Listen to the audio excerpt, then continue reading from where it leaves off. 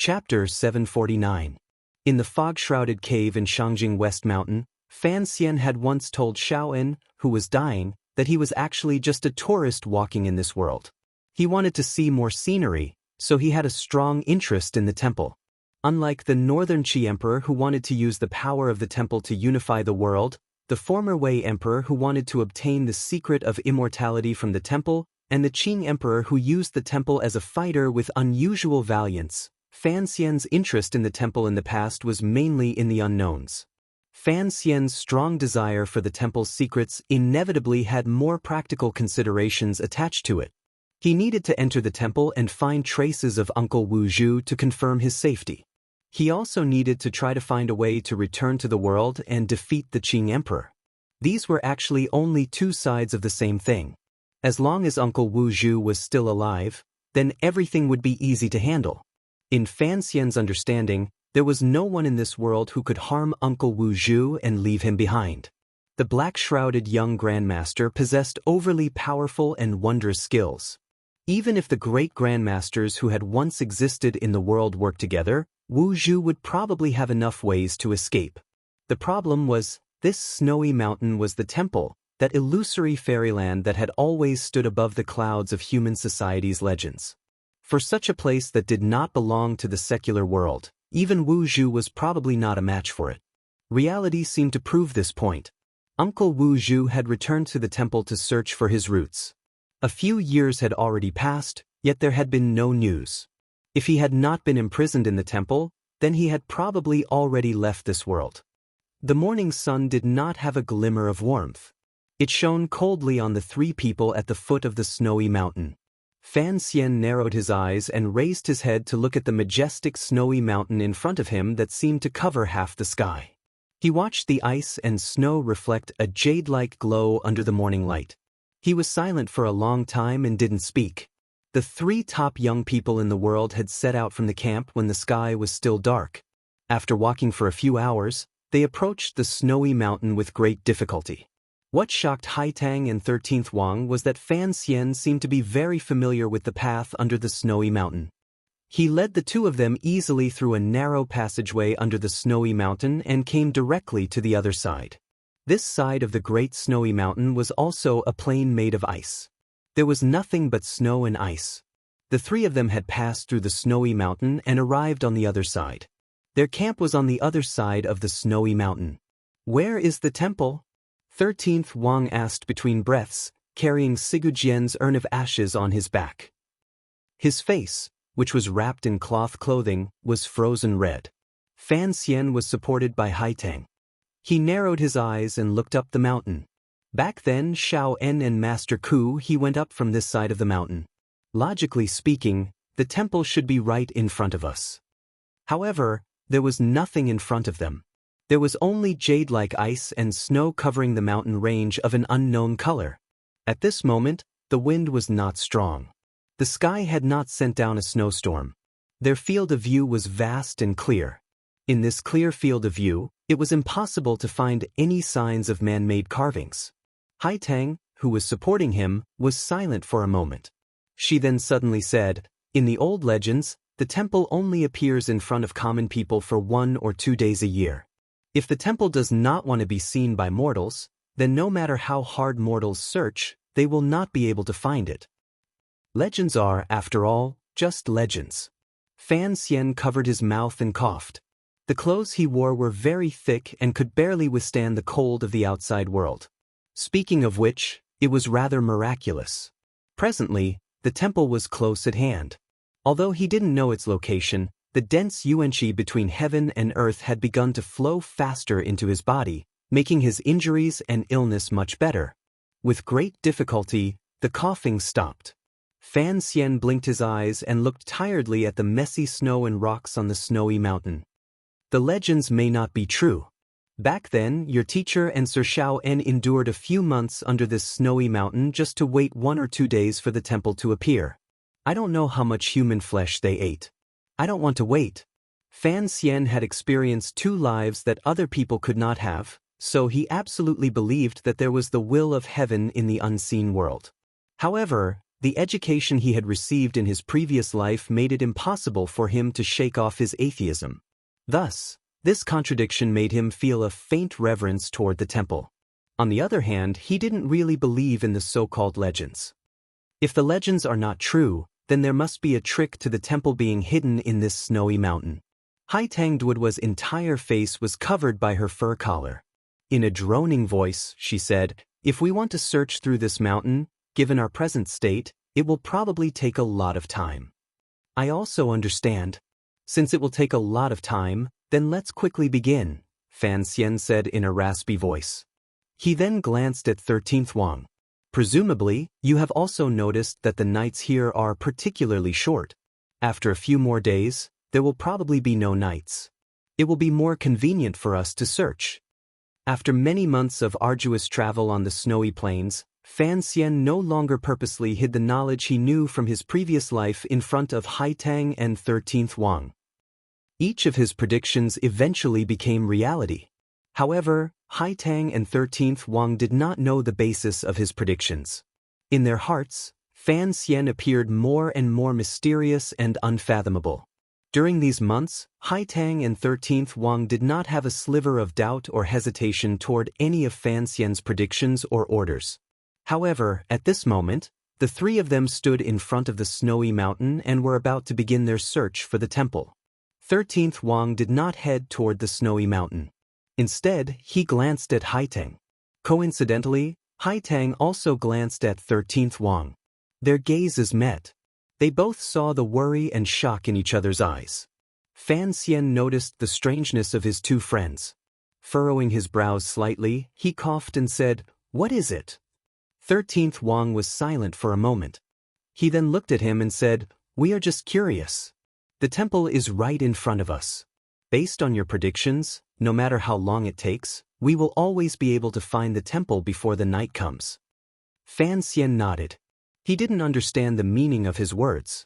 His brows furrowed even deeper. Beside him, Haitang sighed and said, "What we mean is that we are about to find the temple. Regardless of whether it is to dig out the secret of the temple or to rescue the blind great master from the temple, you have to have a plan ahead of time and make some preparations. If you have any understanding, you have to let us know ahead of time. Given your present physical condition, there are many things that require us to do." The temple was like a fairyland. At least, it was so in the hearts of the people of this land. Fan Xian and the other two were exploring the temple. This was a major event, yet Fan Xian appeared relaxed and careless. It was even a bit sloppy. It was as if he was truly just traveling. Who knew what kind of dangers were hidden on this snowy mountain and what kind of divine might was difficult for mortals to withstand? Haitang and 13th Wang were both top figures with the most determined wills and willpower in the world.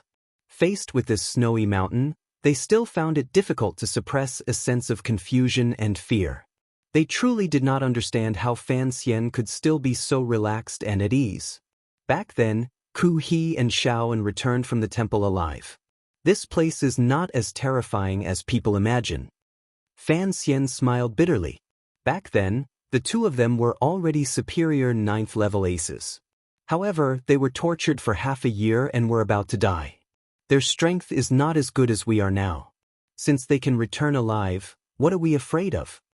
Furthermore, Uncle Wu Zhu and the Emperor have both said that the temple has already fallen into ruin and has no power. Fan Xian lowered his eyelids slightly. "I believe in the Emperor's judgment because he has basically never made any mistakes in this life. Even though the temple had fallen into ruin, it was still a temple. Could mortals stop worshipping it? More importantly, I only know the way to the temple and its outer appearance. As for what is inside, I don't know either," Fan Xian said with a helpless smile. "Since it is so, then it is useless to make any more preparations. Let's search. We'll talk about it after we find it."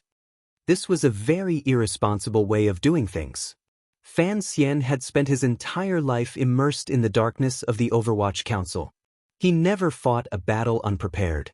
Even when faced with the unfathomable Emperor, he still came up with clever plans and bravely thought of little ways to win. Looking at this snowy mountain that he knew nothing about, how could he have prepared? The snowy mountain remained silent, solemn, and cold. It was as if it had no idea that three mortals were nervously and quietly searching for its secrets. The temple, which was rumored to be omnipotent and omniscient, was still like a girl waiting to be married, hidden in the wind and snow, unwilling to show its true face. After climbing up the snowy mountain with great difficulty for a long time, the wind on the mountain gradually grew stronger. It swirled up the snow on the rocks, blinding the eyes. Fan Xian's eyes remained clear and steady. He did not let go of any details that could have been missed. In his calculations, the temple only appeared for 1 or 2 days a year. The last time Xiao En and Ku he had seen the temple was the day after the polar night ended. There had to be some pattern hidden here. Only after the polar night did the sunlight fall on this snowy mountain. Did the people in the temple want to sunbathe, so they appeared? Leaning against Haitang's warm back, Fan Xian turned his head in satisfaction and sniffed the girl's neck. He was incomparably happy. He knew that his deduction was certainly correct. In the direction of the snowy mountain facing the sky, there would certainly be some man-made traces of ice and snow being broken. Haitang's brows furrowed slightly. She didn't understand where Fan Xian's confidence came from. She also didn't know why he was so happy. Reality was as Fan Xian expected. It didn't take long before 13th Wang, who was searching about 600 meters to the right, suddenly turned his head and made a hand gesture toward the two of them. In the wind and snow, it was difficult to hear clearly what 13th Wang had found. Fan Xian and Haitang could easily sense the excitement of the Sword Hut disciple. In a snowy depression, Fan Xian crouched down and carefully examined the traces 13th Wang had found. He pulled out a hole in the ice and snow and found what they had been looking for a long time, some man-made traces. It was something like a track. It was made of an unknown material. Even in such a harsh and cold environment, it was still incomparably smooth and did not deform at all. Fan Xian stood with Haitang's support and followed the track into the depths of the ice and snow until it reached the top. The wind and snow were strong. The majestic mountain range of ice and snow seemed to have suddenly snapped in the middle and sunk in. That was probably the end of the track. 13th Wang found a few other tracks beside this one. They were all made of a very high-quality material. No one knew what they were used for. The three of them immediately became nervous. There could only be one explanation for the sudden appearance of these magical tracks in this bitterly cold place that mortals would find difficult to reach. "Climb up along it," Fan Xian said in a raspy voice. Fan Xian spoke in a raspy voice. His voice trembled slightly, but his eyes were a calm that he barely managed to maintain with a valiant will. There were no paths on the snowy mountain. There was snow and wind everywhere. If one was the slightest bit careless, they would fall off the mountain and end up with their bones crushed. Fortunately, Fan Xian had brought Haitang and 13th Wang, two powerful warriors, here. Otherwise, how could a sick person like him endure the power of heaven and earth? The three of them suppressed their nervousness and faint fear and followed the smooth track. Going against the wind and snow, they climbed up the mountain range. After climbing for an indeterminable amount of time, when 13th Wang and Haitang both felt that the junqi in their bodies was about to be completely used up by the icy and snowy tracks, they suddenly felt their vision darken. The mountain was barren and the snow had no path. The sky darkened and the earth opened up. Fan Xian and the other two stared in a daze at the stone steps at the end of the track. They were speechless for a long time. This place was truly a work of nature. Such long stone steps were hidden on a platform deep in the mountain range. If someone could actually come to the snowy mountain, they would not be able to see these stone steps from the foot of the mountain. The temple appeared for 1 or 2 days every year.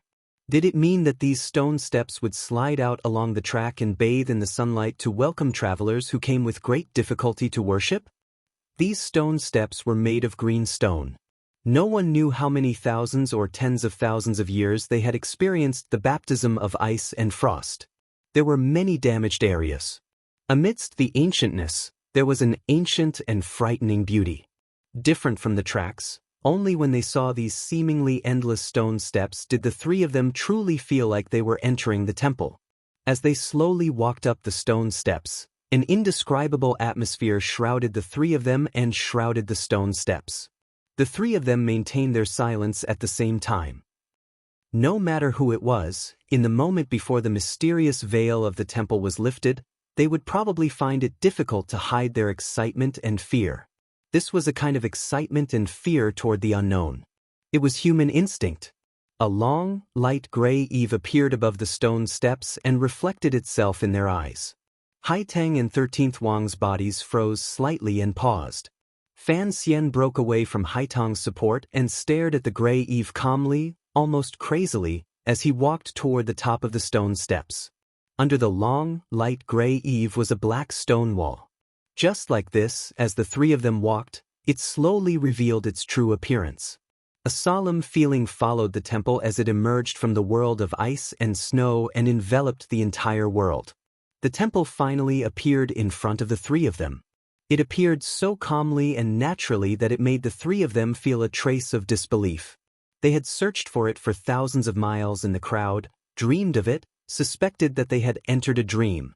The temple that tens of thousands of people had searched up and down for thousands of years had actually appeared just like that. They could not help but feel a strange emotion. Standing at the top of the last stone step, Fan Xian's hands outside his leather jacket trembled slightly. He looked woodenly at the temple in front of him and was unable to speak for a long time. Beside him, Haitang and 13th Wang found it even harder to suppress the emotions in their hearts. With perplexed expressions, they looked at the magnificent building. The temple was very large. At least, it was impossible to build such a grand temple with the construction skills of the human world. The tall black stone walls were like unmelting black ice that stretched in front of the three of them. The long, light gray eaves extended all the way to the end of the platform above the stone steps. No one knew how many secrets of history and heaven and earth surrounded it. To be able to build such a grand temple, the platform at the end of the stone steps, hidden deep in the snowy mountains, was extraordinarily large. It was many times larger than the square in front of the Qing royal palace, which could hold tens of thousands of people. The thing that gave the three of them the most direct sense of pressure and grandeur was the front door of the temple in front of them. This door was at least 27 feet tall and immeasurably deep. Its color was a simple and unadorned dark color. The three of them stood on the stone steps. They were still dozens of feet away from the front door of the temple. Because the front door was too tall and large, it made them feel as if it was right in front of their eyes. The pressure it gave off was very powerful. It wanted to make one fall to the ground and worship endlessly. Standing on the platform in front of the temple, Fan Xian, Haitang, and 13th Wang were all the most extraordinary young people in the world. However, in this grand square in front of the temple, they were like three lost ants in the grass. Suddenly raising their heads and finding a large tree blocking the sun, they were shocked speechless. The only person who could maintain his calm was probably Fan Xian. After all, he had seen Jin Mao and the Three Gorges Dam in his previous life. He knew that the temple in front of him was certainly a miracle in the eyes of the people of this world. In his eyes, it was nothing more than a pretty building. It was difficult for one to see the ocean as water. It was difficult for one to see Mount Wu as clouds. In the past, Fan Xian could not explain these words to Zhuang Mohan and Sirhan. Presently, in front of the temple, Fan Xian found a new explanation. One's horizons and experience determined the height one stood at. Because he had experienced it, it was difficult to be intimidated. Fan Xian was not more outstanding than Haitang and 13th Wang. It was precisely because he had experienced a more developed civilization in his previous life that he appeared much calmer. Even so, with the temple in front of him, it was still difficult for him to suppress his nervousness.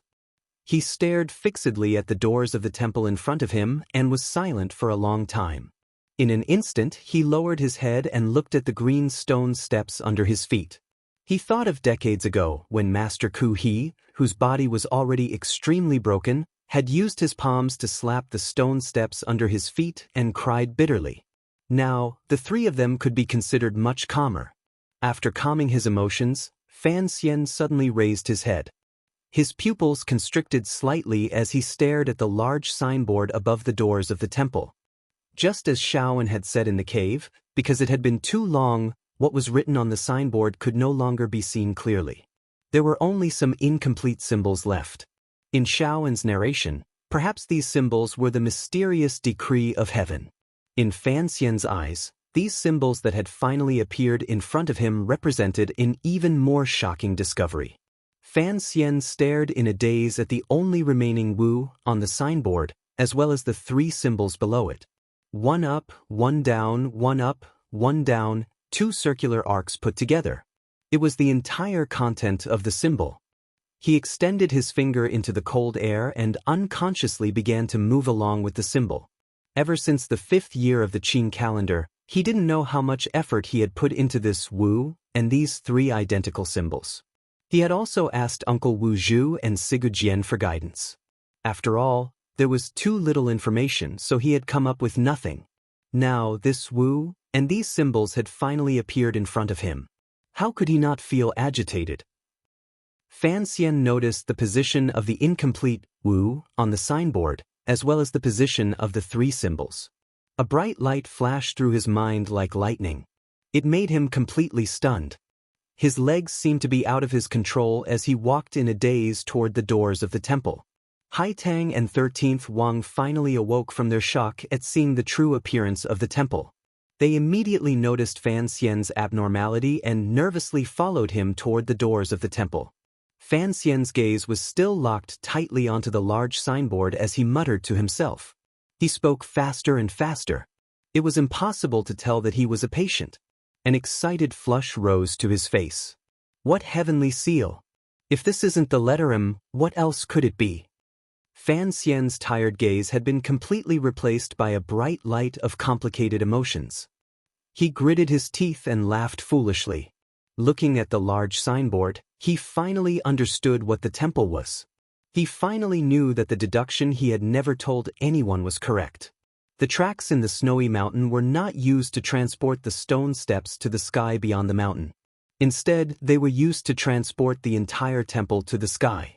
The temple also needed energy. It needed sunlight. That was why it had appeared in front of the people after the polar night.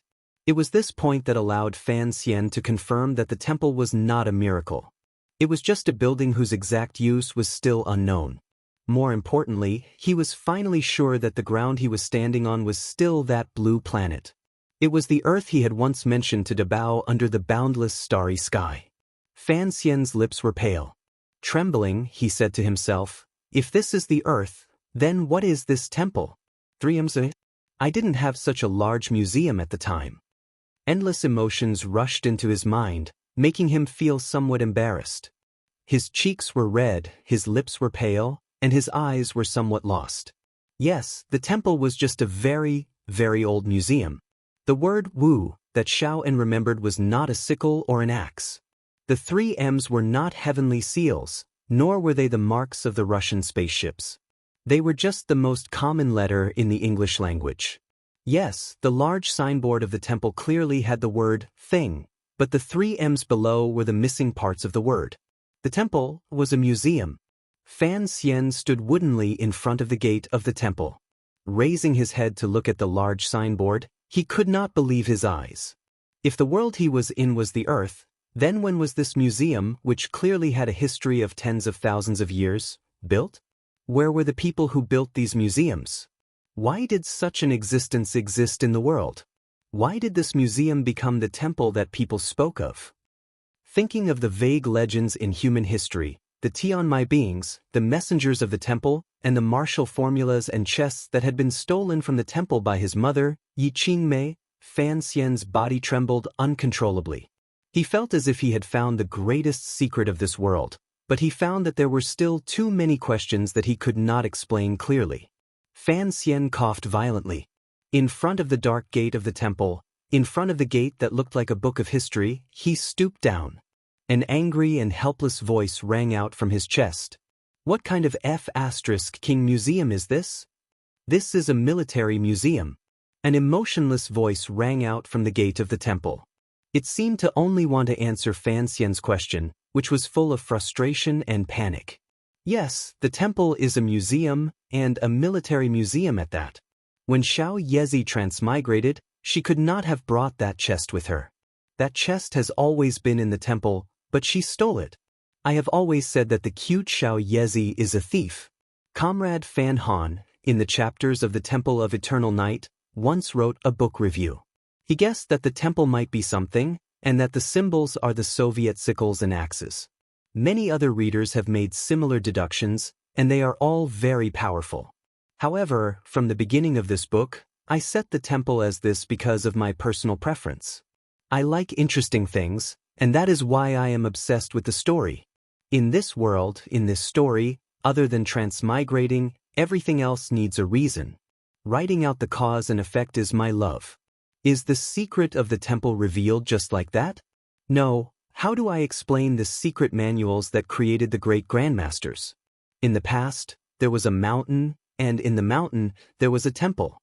In the temple, there must be a person. The next chapter will slowly tell everyone about the origin and story of the temple.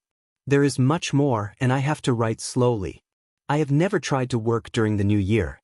This year is the first time. I found that it is indeed not something a human should do, so I applied for leave. Now is the most important end of the Qing dynasty, so I will write slowly. I do not want to squeeze time to write to ensure that there are updates. That would be the worst. In the next few days, I will still not update. I think everyone is used to my laziness, so I will not say too many apologies. I earnestly flattered everyone and did not disappoint them. I bowed deeply and left the stage. Chapter 750. The wind and snow stopped. Hearing the calm voice, Fan Xian's pupils constricted. He looked warily at the heaven-like wooden door in front of him. He didn't know what kind of monster would run out from inside. After a long time, the temple in the depths of the snowy mountain remained silent. After the voice in the temple answered Fan Xian's unconscious angry question, it seemed to have sunk into some complicated thought process and sank into silence. Immediately after, the strangely large door in front of the temple silently opened a crack. When such a heavy door opened, it didn't make a single sound. It made one shiver even though it wasn't cold. The temple door opened at a 15-degree angle. From the front, one couldn't see the scenery inside. However, this silent opening seemed to indicate some kind of invitation from the person in the temple. Fan Xian's heart began to thump, and then he forced it to calm down. He narrowed his eyes and looked at the shadow of the temple door. There was not a trace of expression on his face. Unexpectedly, he slowly sat down on the shallow white snow on the stone platform. He had thought that it would be like decades ago. When Master Ku was about to open the temple door, a black shadow would come out like lightning and give them a powerful blow. However, when the temple door opened, there was not a trace of movement. Could it be that the person in the temple also felt lonely and cold? Did the person in the temple hope to see them come? The mountain of treasures was in front, hell was in front, heaven was in front, and the scene of flowers and snow was in front. It was only a short distance away, yet Fan Xian sat down. A slightly bitter smile hung from the corners of his lips. He closed his eyes and began to meditate endlessly. Haitang and 13th Wang did not understand the conversation between the voice in the temple and Fan Xian. After all, there were no museums in this world. They also did not understand why Fan Xian would sit down in front of the temple door. They stared in a daze at the open door of the temple. Nervously, they walked to Fan Xian's side, took out the weapons at their side, and began to stand guard for him. Haitang's weapon was still the soft sword at her waist. 13th Wang had found a wooden stick from somewhere. Like a hunter, his eyes stared sharply at the temple door that had opened a crack. The three of them stood silently in front of the temple gate. The yuan-chi in the surroundings was very thick. Fan Xian acutely sensed this, which was why he had closed his eyes and sat down. Before entering the temple, he had to at least ensure that he could move without hindrance. If he had to run wildly in a moment, he would at least not burden Haitang and 13th Wang. Since the temple was right in front of them and the temple doors were already open, they had waited for tens of thousands of years. Why was there a need to rush at this moment? After an indeterminable amount of time, Fan Xian slowly opened his eyes. The 36,000 pores on his body greedily absorbed enough yuan-chi to repair a great deal of the wounds in his meridians. The jin-chi accumulated at the back of his waist could finally try to slowly flow. His spirit was much better and he was ready to enter the temple. Fan Xian's eyes landed on the door of the temple. 13th Wang was also staring nervously at it. With two crisp chirps, a little bird walked out childishly from the door of the temple and chirped at the three people outside. The bird's body was green and beautiful. It gave off a sense of purity. Outside the temple, the three people looked at the bird's arrival and couldn't help but start. They hadn't thought that the person coming to the temple to welcome guests would not be some demonic immortal general, but a bird. The green bird was attentively watching. "Let's go." Haitang looked at the beautiful green bird and her heart trembled slightly. She unconsciously said this and helped Fan Xian up from the snowy ground. Fan Xian's spirit was much better. He thought for a moment and then said, "Let's go in." One temple, one world. Behind the door was another world. However, what was different from what people imagined was that behind the gate of the temple was not a beautiful fairyland. It was also different from what Haitang imagined. That green bird flew away with a chirp, and there were no more cute creatures that came to welcome the hard-working traveler. Inside the temple was a square, a very large square. There were some large buildings scattered around the square. Although these buildings were tall, they were all blocked by the black stone wall outside. The people under the snowy mountain would not be able to see them. The materials and style of these buildings, as well as their height and breadth, were not at a level that the world people lived in could reach. On the walls on either side of the path, there were traces of extremely dilapidated murals. One could still faintly see a thread of lines and some very dim colors. Fan Xian and the other two walked along the path inside the temple. Raising their heads, they saw a snowy sky. Lowering their heads, they saw a snowy ground. They only felt that the world was still so quiet.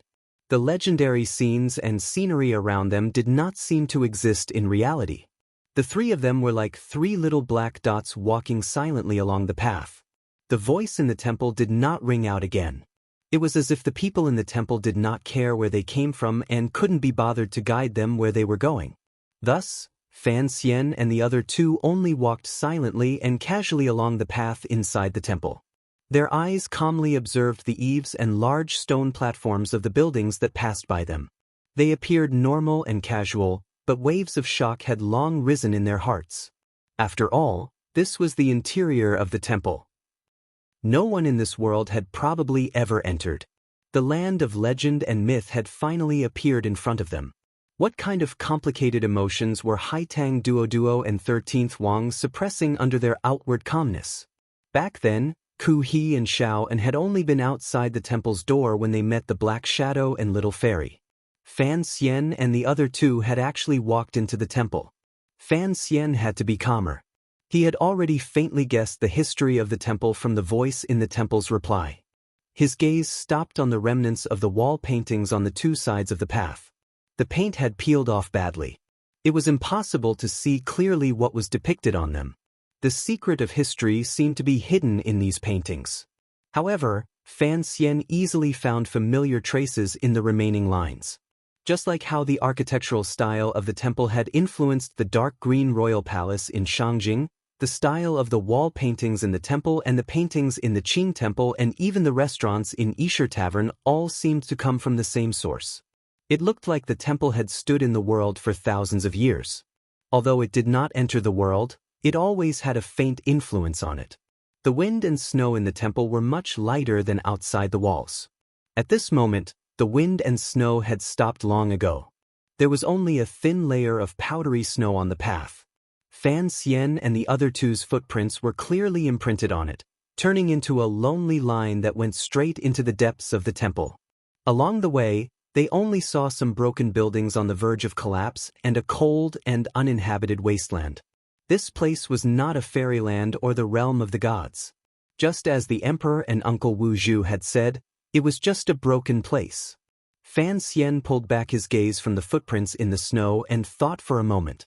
He then continued to lead Haitang and 13th Wang forward. After entering the snowy plains, he had become the leader of the three of them. Although his injuries had not recovered and his illness had worsened, Haitang and 13th Wang faintly sensed that Fan Xian had more knowledge in certain areas than most people in the world. In front of them, the small, agile and beautiful green bird was still chirping. Appearing and disappearing, it led the three young warriors who had come to worship the temple through the thin snow. Accompanied by loneliness and silence, they walked forward.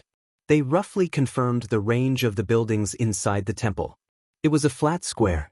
Without realizing it, the three of them had already walked to the center of the temple. In the center of the temple was a platform. Behind the platform was the most well-preserved building. Although many scars from time could still be seen on the outside of the building, the gradually eroding stone edges bore witness to the ruthlessness of heaven and earth. In the end, this building had not collapsed. Walking all the way here, they did not see a single person or the legendary emissary of the temple. There was only the green bird flying and landing on the stone platform covered in thin snow. Fan Xian furrowed his brows slightly. He found that the green bird had landed on the thin snow but did not leave any footprints. The temple emissary did not appear. The silence of the voice confirmed another fact for him. Perhaps it was a mysterious reaction, but the three of them stopped in front of the stone platform. Looking at the green bird on the snowy platform, they were silent. It was as if they wanted to see it become a flower or bring back a flower with its mouth. After waiting for an indeterminable amount of time, the oppressive silence in the temple did not change at all. Fan Xian's movements also did not change at all. His body was slightly trembling, but his heart was trembling slightly. Along the way, the traces of the buildings they had passed actually made him nervous. He faintly felt that these buildings were the remains of a civilization left behind countless years ago. Perhaps there was some connection between them and the world in his previous life. There is no danger in the temple. Those emissaries of the temple should have all died. Fan Xian's raspy voice suddenly broke the silence that had been maintained for countless years inside the temple. The green bird on the platform turned its head and glanced at him. Fan Xian's sudden words startled Haitang and 13th Wang beside him. Ever since they had entered the temple, Haitang and 13th Wang's emotions had been shaken by the never-before-seen and never-before-heard enormous building remains and the little green bird that seemed to be able to communicate. They had long lost the calm judgment they had in the world and were perplexed. All dead. Haitang and 13th Wang had purely and unconsciously repeated Fan Xian's words. It was impossible for them to agree with his judgment. There was no danger in the temple? An illusory place that only existed in myths and legends had suddenly appeared in front of his eyes. Who could be like Fan Xian and forcefully say such a judgment? Haitang looked at the green bird on the platform. Her face was slightly pale. In a trembling voice, she said, "Even if it is a broken fairyland, it is still a fairyland. Heaven and man walk different paths. One must have a heart of respect." The naive children of Tianidao worshipped the temple deeply in their bones. Among the disciples of Qing Mountain, no one had ever inherited Master Ku He's valiant spirit, including Haitang. When people faced the temple and entered it, they all unconsciously felt that they were much weaker. What is there to fear? Fan Xian did not say this out loud. He thought viciously in his heart. Uncle Wu Zhu had said that there were not many people left in the family. One had died in the alley outside the manor. When his mother died, one had also died in the temple. Seeing that he had entered this place safely and still no emissary from the temple had appeared, he could be sure that this rundown temple was just a wasteland. The temple was not a fairyland. It was just a ruin. After confirming this reality, Fan Xian no longer had any fear in his heart. He narrowed his eyes and looked at the green bird on the platform. Suddenly he said, "It looks like the emissary is dead. The immortals in the temple have long left, leaving only this fairy bird. Let's stroll around. Let's go back." Haitang and 13th Wang turned their heads to look at Fan Xian in disbelief. Their emotions were unsettled. They did not hear Fan Xian's lie. Of course, this was also because of the faint disappointment and sorrow that could not be wiped away on Fan Xian's pale face. His acting was too brilliant. Blind. Haitang was going to say that if the temple was truly so barren and broken down, if there was truly no supreme existence beyond the 6 directions, why didn't they try to find Wu Zhu's whereabouts and instead return without any success? 13th Wang's muscles were tense. He didn't know how to face this spacious and desolate temple. After experiencing so many hardships, they had finally passed through the snowy plains to reach this place. How could he be willing to return? Fan Xian coughed hurriedly and stopped Haitang's question. He only stared fixedly at the green bird on the platform. Everything in the world needed a reason. Since the temple was only the ruins of a civilization and a museum, then the voice in the temple had invited the three of them into the temple. Naturally, there was something he needed to do. Things developed as Fan Xian expected. The green bird on the snowy platform suddenly chirped a few times and flapped its wings toward the misty sky. It only flew about 100 feet high before it suddenly turned into countless spots of light and disappeared into the air.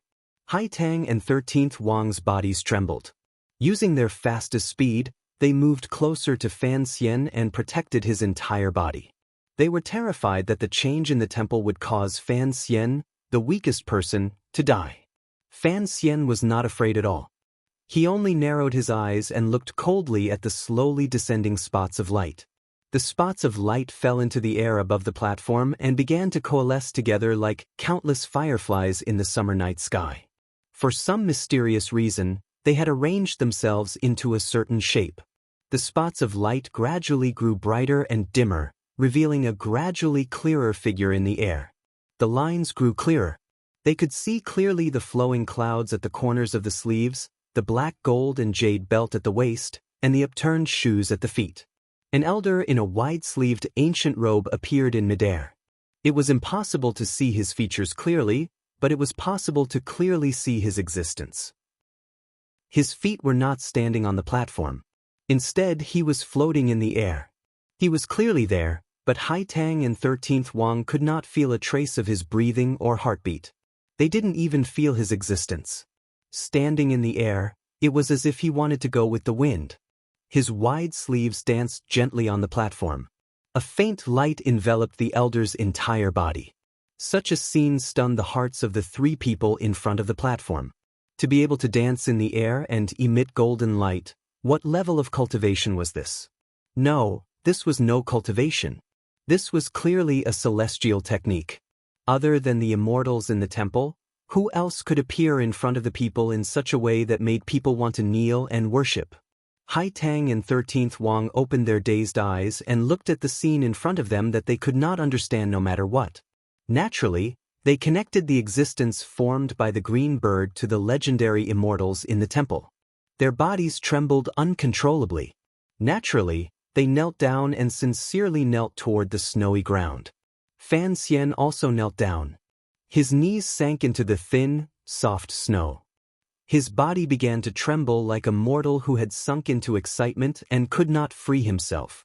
No one could explain the scene in front of them.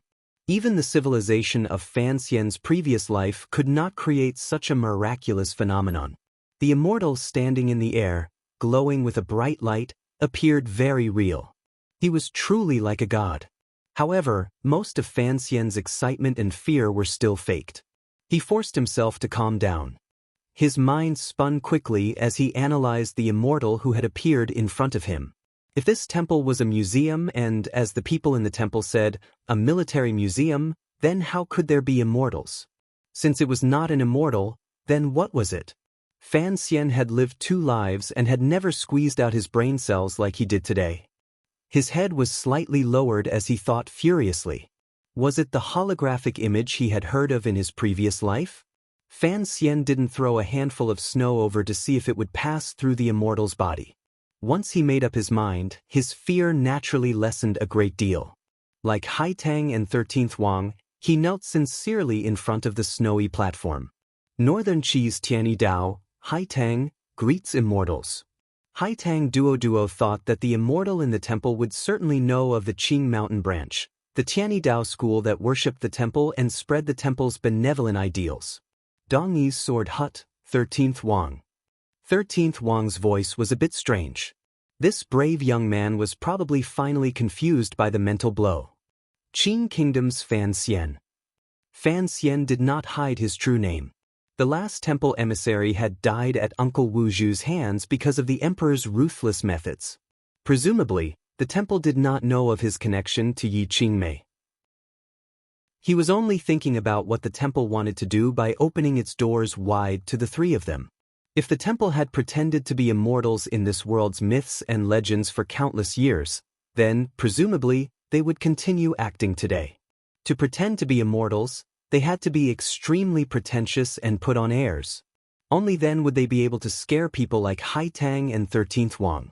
If they didn't speak first, the temple would probably not have any reaction. The three of us came from the south. Fan Xian recounted the hardships on the snowy plains in a raspy voice to prove their determination and their worship and yearning for the temple. Haitang and 13th Wang finally came to their senses and knew that Fan Xian was lying. They couldn't help but feel shocked. They thought that immortals could tell if they were loyal or not with a single thought. To lie in front of an immortal, Fan Xian was being too daring. You are the creatures of the world, the people the mighty temple looks upon with pity.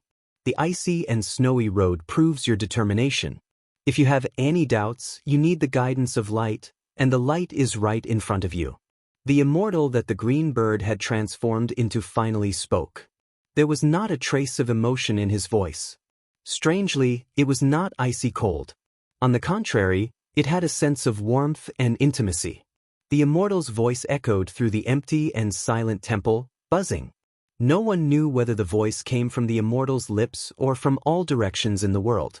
The miraculous appearance of these words made Haitang and 13th Wang once again confirm their judgment that the other party was an immortal.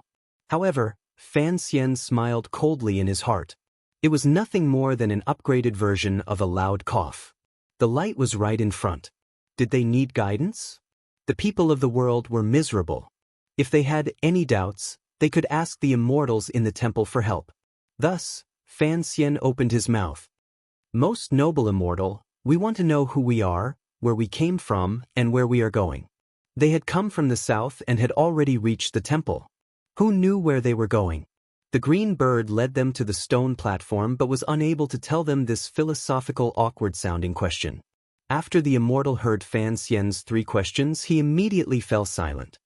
His clothes fluttering in the cold air immediately became stiff and did not tremble at all. Haitang and 13th Wang did not understand why Fan Xian would ask these three questions. Fan Xian had already slowly stood up. His eyes were unusually calm and cold as he looked at the immortal who had sunk into silence. Through careful observation, he finally confirmed his judgment. You came from where you came from, and you are going to where you are going. The immortal's clothes fluttered. His voice was still warm, and his reply was mysterious. This reply fell into Haitang's and 13th Wang's ears.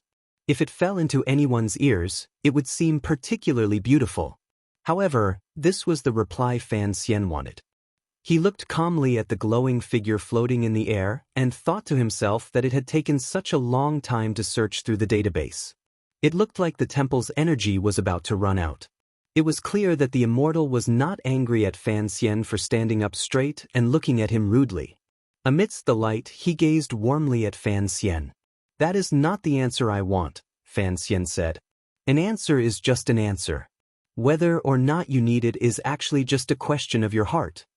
The immortal's reply was still full of the air of a quack. Fan Xian was silent for a moment and then said, I want to know the temple's past. The immortal once again fell silent. The light enveloping his clothes immediately dimmed. Fan Xian stared unblinkingly at the patch of light and silently begged in his heart. If you are truly a holographic image, if you are truly just a guide for this museum, complete your mission and narrate this already lost history. If someone could actually enter the legendary temple, perhaps they would want the golden touch, the art of immortality, or those incomparably miraculous martial secrets. Fan Xian was different. What he wanted to know the most was the history of the temple. Outside the door of the temple, he had once blurted out the words, museum. It was clear that the person in the temple had not guessed because of those three people that there was a soul faintly connected to him in Fan Xian's body. The immortal's clothes froze for a long time. The light dimmed a great deal. Perhaps the thoughts of the people dancing in the spots of light were weighing some kind of permission to enter. Chapter 751. I'm tired, I'm sick, I'm rushing around everywhere, I basically don't drink, and in the end, I'm also exhausted. Oh, I'm really a useless person. The cows are always losing, crying sadly, just like how they sighed during the lawn net last time. There's nothing perfect in this world to begin with. On the 10th day of the new year, the update resumed, and then with a spurt of energy. Chapter 752. Why did the temple appear? Why did it appear? Its past, present, and future were the target of Fan Xian's question. After Fan Xian's question rang out in the snow-covered temple, the fairy that the green bird had transformed into sank into silence. Haitang and 13th Wang also sensed the change in Fan Xian's emotions. Forcefully suppressing the nervousness in their hearts, they raised their heads. In such a wondrous temple of ice and snow, only Fan Xian could maintain his calm. Even those as powerful as Haitang and 13th Wang had become naked babies. Under the gaze of the fairy on the snowy platform, they could not feel a trace of disrespect. The fairy was silent for a long time. He then said to Fan Xian standing at his feet, "This is not something that mortals should attempt to come into contact with or understand. I've never thought of myself as a mortal." Fan Xian narrowed his eyes and looked at the specks of light in the air. Lowering his voice, he said, "Similarly, I also don't think of you as an immortal." The temple could faintly influence the thousands of years of history of this land. Additionally, there was a law that the temple could not interfere in worldly affairs. Fan Xian knew that in order to maintain his lofty and mysterious position, regardless of whether the temple was a relic or some strange object beside it, it would certainly follow the stories in the legends of the people and disguise itself as an illusory existence. Since you don't want to tell us, then please tell us, why did you invite us into the temple? Fan Xian's eyes stared directly at the strange sight and person formed by the specks of light in the air. Calmly, he said, "No mortal has ever been able to enter the temple. You let us in, presumably you have a request for us." Haitang and 13th Wang had already heard something strange in the conversation between Fan Xian and the fairy. Slowly, they rose from the snowy ground. They found that Fan Xian was still able to converse so calmly in front of a supreme existence beyond the scope of common people's understanding. They truly admired him greatly. However, Haitang Duo and 13th Wang still did not understand. Was Fan Xian really going to discuss some sort of deal with the fairy in the temple?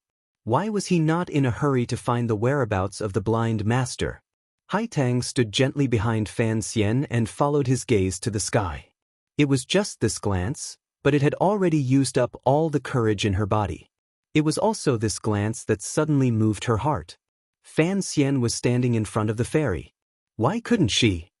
"I've had many professions in the secular world, but I'm still best at business." Fan Xian said, "That is why I am a merchant who only cares about profit. I don't like to reap without sowing. I also don't want to do things that harm my own interests just to be shrouded in the light of the temple. Whatever you want us to do for the temple, you must pay a price." From the moment he entered the temple until now, Fan Xian's entire state of mind had become unusually clear and calm. Yes, he still did not have a definite understanding of the temple, but he had to force himself to calm down and not think of the other person as a god. He could only think of the other person as a real existence. Furthermore, he faintly guessed that this trip to the temple had gone so smoothly because the person in the temple had some request of the three of them. He even had a general idea of that request.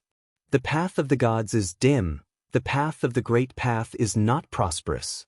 Wandering on the wrong path, pointing to the mountains and rivers, angry at the wind and clouds, bringing peace to the country, therefore, the human figure formed by the spots of light on the snowy platform paused for a moment and then suddenly opened its mouth to read a long and ancient essay. The central meaning was actually very simple.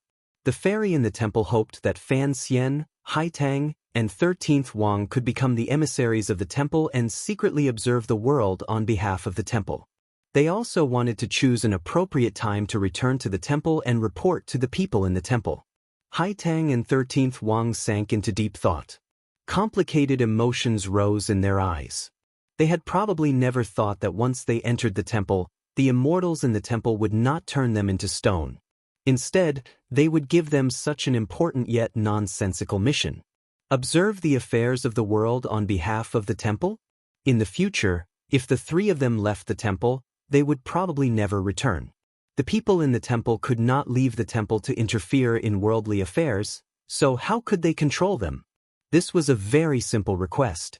In the eyes of the disciples of Tianyi Dao, this was perhaps a supreme and particularly noble mission. However, in Fan Xian's eyes, this was just another confirmation of his guess. Could it be, this is the legendary Tianmai being? Crabappledwood's heart trembled slightly as she thought of a term. In the legends, Tianmai individuals were known as the bloodline of the heavens. They would awaken once every several hundred years.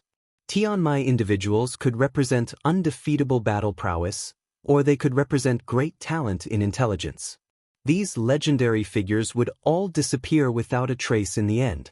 After Haitang Duo left Qing Mountain, she was also promoted by the Northern Qi court as this generation's Tianmai being. She was known as a genius. However, she knew that she was not one of those legendary figures.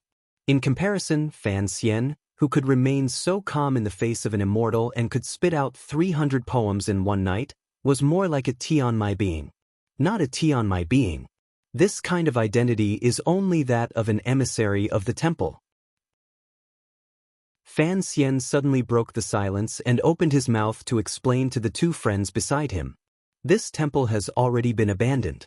Other than this immortal, there are no other emissaries that can observe the movements of the world. More accurately speaking, those emissaries have all died in the human world. If the temple does not want to be forgotten by the world and not want to forget this world, it must find an emissary again. Coincidentally, the three of us came to the temple and gave this immortal a chance. Of course, for him, this was not much of a gamble, because he believed that the experts of the world would be very willing to investigate the world on behalf of the high and mighty temple. Even your teacher could not forget about the temple before he died, much less the other people. Fan Xian glanced at 13th Wang and lowered his head slightly. If you want to be, then be. Presumably, this is the first time the temple has chosen outsiders to be emissaries. They don't have any rules or regulations. Strangely, Fan Xian said these words in front of the immortal on the snowy platform. It was as if he was not worried at all about angering the immortal. Indeed, this was the case. There was not a trace of change in emotion on the immortal's old face formed purely from light. He only waited coldly and woodenly for the three people below the platform to reply. The emissaries of the temple have all died. Of course, there were not many emissaries in the temple to begin with. That is why you thought of using the three of us as your eyes. However, the problem is that you cannot control our actions after we leave the temple. You are only making the only possible choice in a situation where you have no other choice. Fan Xian raised his head and looked at the patch of light. The corners of his mouth twitched slightly. However, I still want to gain some benefits.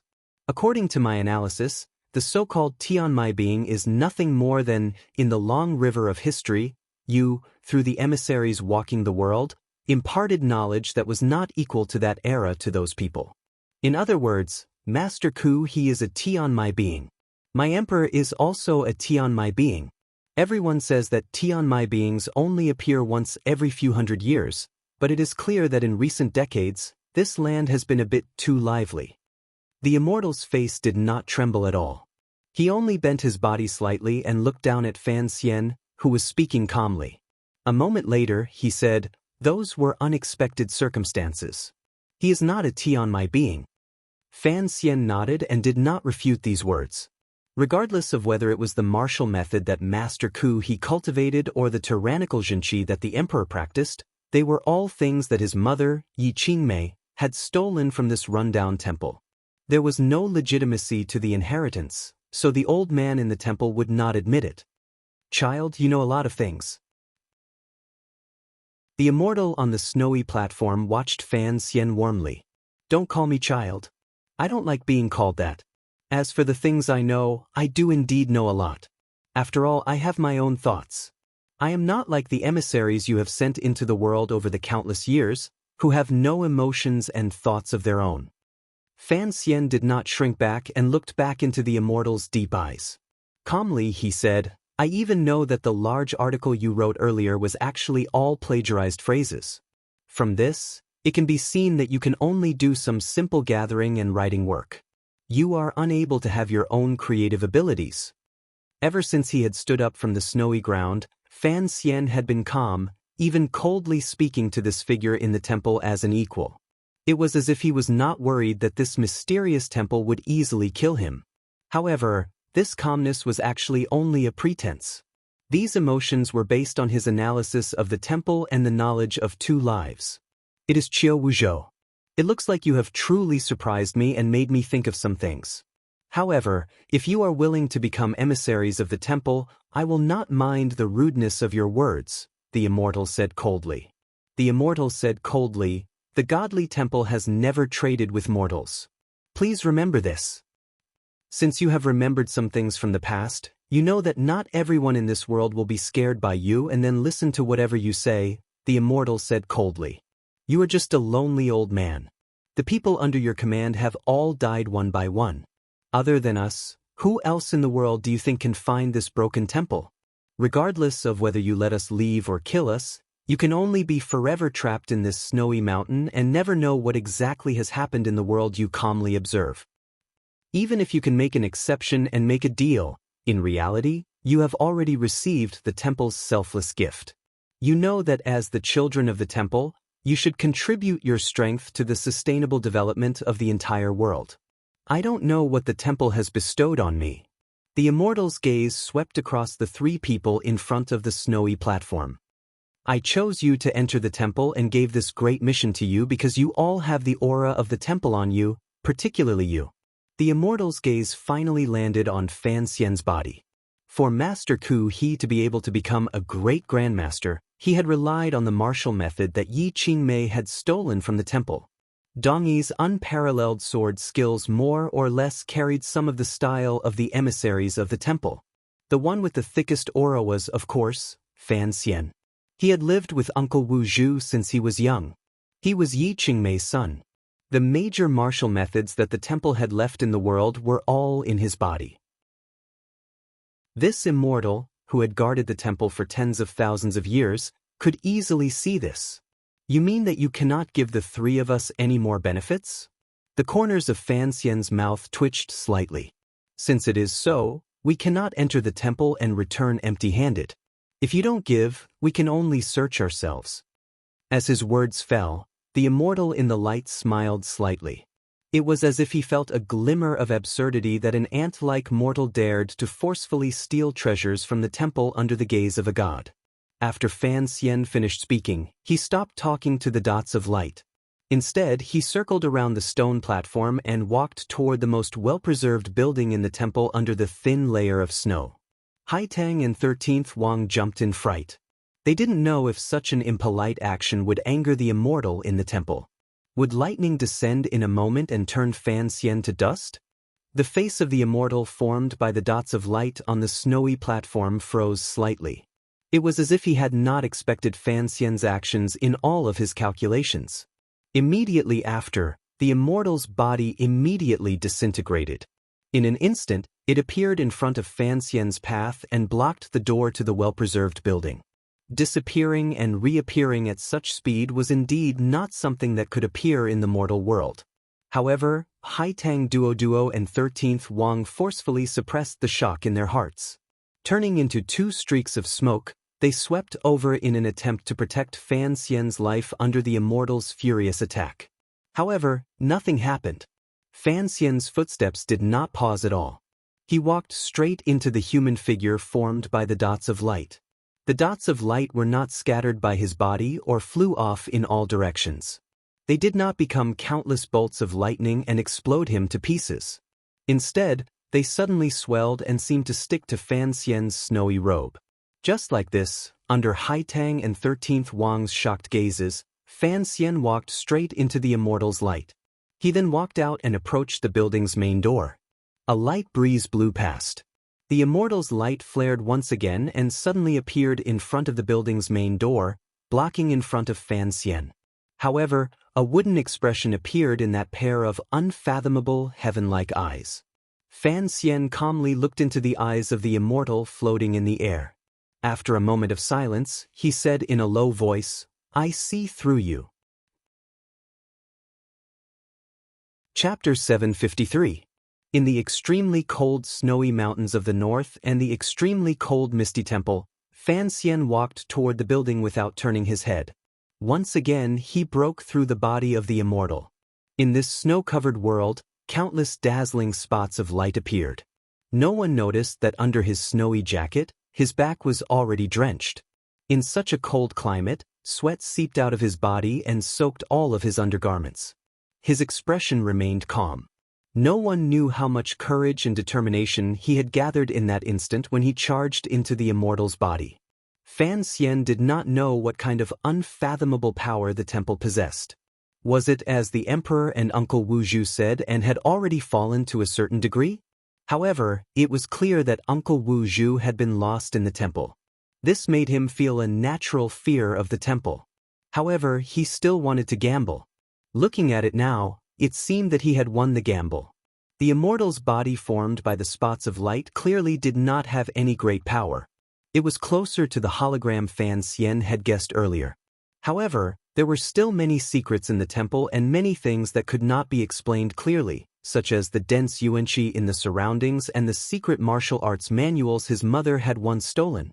In that world, perhaps there was the Chen Taiji manual, but it was certainly not as wondrous as the tyrannical martial secrets. Fan Xian's thin lips trembled slightly as he stepped over the threshold of the undamaged building. His hands were behind his back as he made a gesture to Haitang and 13th Wang. He hoped that these two companions would be able to stand strong under the might of the temple and help him. He charged into the building. The spots of light followed him in like fireflies, leaving behind an empty patch of snowy ground and the snowy platform without the footprints of a green bird. The two heavy doors closed silently, shutting Fan Xian inside but shutting Haitang and 13th Wang outside. Haitang and 13th Wang had not yet shaken off their shock. They didn't know where Fan Xian found the courage to pass through the immortal's body. They also didn't understand why the immortal had been pushed into a patch of spots of light by Fan Xian. They were more worried about Fan Xian's safety behind the tightly shut door. Haitang Duoduo's eyes narrowed slightly. Light flared in her eyes. Just as she was about to raise all her cultivation and force her way through, 13th Wang suddenly opened his mouth and said, "His hand signal is for us to stay outside and use this opportunity to find someone."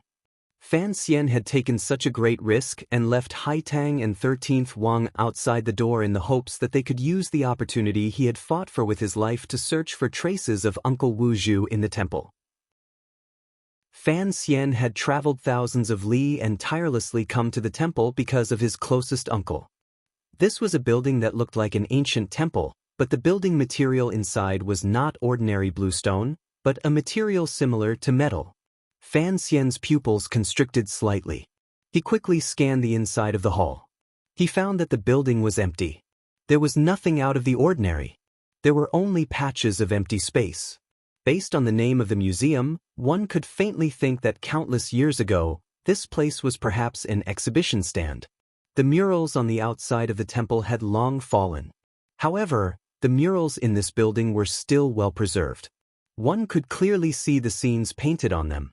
Fan Xian placed his hands behind his back and bent his body like an old man. He carefully walked in front of these murals. His gaze swept across them meticulously and carefully. Since the immortal formed by the light spots was not willing to tell him the truth of history, then he could only find the truth himself. As Fan Xian bent his body and looked intently at the murals, the immortal formed by the light spots floated behind him like a ghost. Fan Xian knew this, but he didn't turn his head to look. He also didn't open his mouth to ask anything. The scene was very strange. Being followed by an immortal or a ghost, Fan Xian couldn't help but feel a bit scared. However, he appeared unusually calm. The style of these murals was very similar to the oil paintings Fan Xian knew from his previous life. The contents depicted were all ancient myths that were occasionally mentioned in the classics of the land. However, the faces of the gods were very blurry. Regardless of whether they were thundering on the summit of a mountain, floating in the sea, or bathing in the magma of a volcano, there was always a strange white fog that covered their true faces. Fan Xian's heart thumped. He once again thought of the murals in the Qing Temple in Jingdou and the murals in the Qing Temple on Dong Mountain. The contents depicted on these murals were events from thousands or tens of thousands of years ago. They must have been passed down through countless generations, so it was inevitable that they were blurry. However, this temple was the source of all legends. Why were the faces of the gods on these murals still blurry? The immortal in the temple, who had been following Fan Xian's footsteps like a wisp of light, suddenly said, "These murals were created by Bo." Bo? 300 years ago, the great magician in the West. I heard that he and his wife, Fu Bo, were both Tianmai beings. In the end, they disappeared without a trace.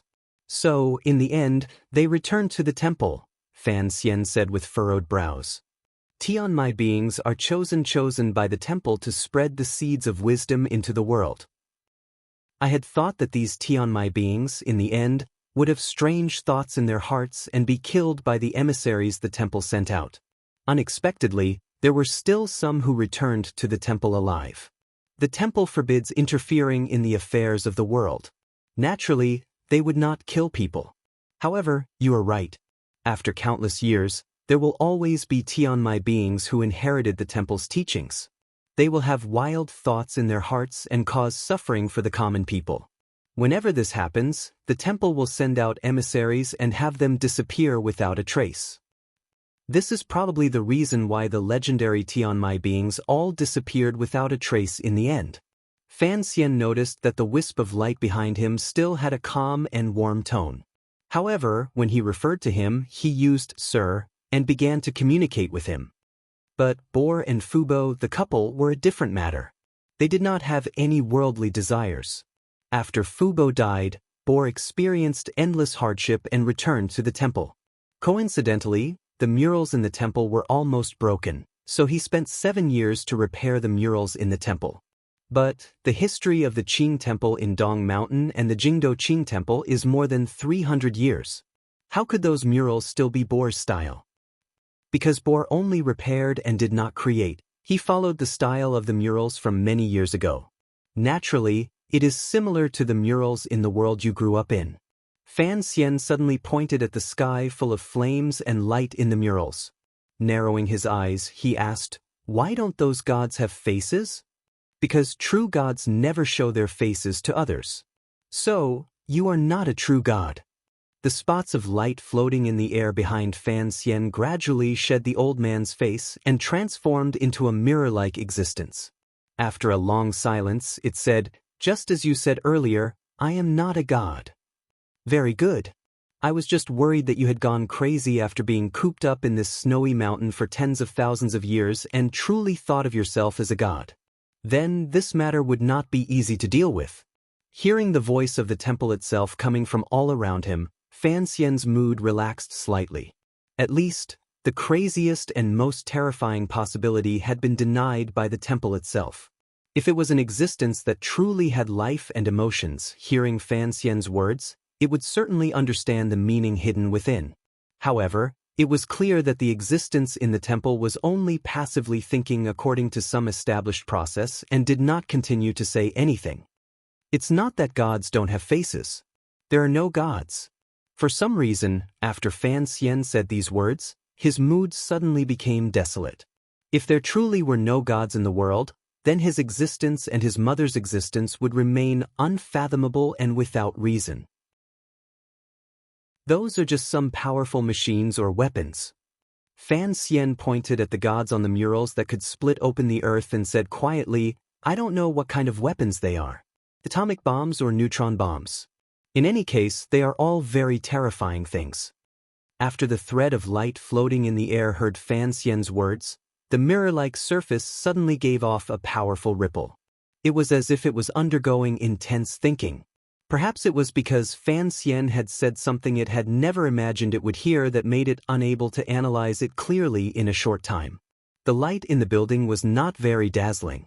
It was faint and gently sprinkled on Fan Xian's body like it was giving him a layer of holy light. Perhaps it was because of the need to preserve the exhibits or because the temple's energy was about to run out, but the light was not very bright. Fan Xian walked forward silently until he had seen all of the murals. Only then did he return to the center of the building. Turning his head back to look at the thread of light floating in the air, he was silent for a long time. He then said, "By now, you should know that I am not a normal person. My two companions are not here at this time, so I think you don't have to be afraid of anything. You can tell me about the temple's origins." The mirror-like surface formed by the light sank into a deathly stillness. It seemed to be analyzing whether or not Fan Xian's request could be approved. Throwing a brick to attract jade. "Let me throw a brick first." Fan Xian coughed and felt a wave of weakness. Slowly, he sat down on the icy ground. As he slowly absorbed the yuan qi that was everywhere between heaven and earth, he slowly said in a raspy voice, "The temple is a historical site, the remains of some civilization. Using your words, this is a military museum. Thus, it keeps the top and most terrifying existences of that civilization. You won't tell me the history of the temple, so I can only guess based on these murals and some of my knowledge. That civilization is certainly one I am familiar with." Fan Xian slowly closed his eyes and thought of what Shaoan had said in the cave, as well as what Uncle Wu Zhu had once said. Not long after his mother escaped the temple the first time, she should have returned to the temple to find Uncle Wu Zhu. Since that was the case, that chest should have been stolen from the temple by his mother the second time. There was a barret in the military museum, so it was clear that this museum had existed much later than when Fan Xian had left. Furthermore, it was a civilization of the same origin. Fan Xian did not believe that some ancient civilization could make a gun that was exactly the same as the one he had made. He thought of the familiar civilization of the same origin as the world he had once lived in. It had already become a shadow in history, a broken temple in the snowy mountains that people could not touch. The people Fan Xian, no, the people Fan Xian had once loved, hated, and pitted had long become wisps of ghosts in the long river of time. The things he had once wandered, seen, and admired had all become yellow sand. A glimmer of pain grew in his heart. The pain was not very strong, but it was particularly clear. It was sour and particularly frustrated. He had never seen anyone before or after. Other than Yi Qingmei, there was only him. The world was long. How could he endure it? Such tens of thousands of years of loneliness had fallen on his body alone. How heavy was it? Fan Xian sat on the ground and coughed repeatedly. His breathing was hurried. After a long time, an indifferent and dim light rose in his eyes. His expression was not a smile. Looking at the mirror in the air formed from light spots, he asked, "As someone who once traveled with you, can you tell me exactly how that world was destroyed? Did a madman really start to throw nuclear bombs around for fun?" The mirror of light was as smooth as ice. After a long time, the warm and steady voice rang out in all directions inside the building. It was a great battle in the divine realm. The immortals all used shocking treasures and raised shocking waves. The ground changed shape and volcanoes erupted. Enough! Fan Xian's angry voice rang out in the empty building. He stared fixedly at the mirror and coughed violently. In the end, he coughed up a trickle of blood. He stubbornly wiped away the blood at the corner of his lips and cursed at the mirror. "I am that stupid person from the divine realm. Don't talk about this shit.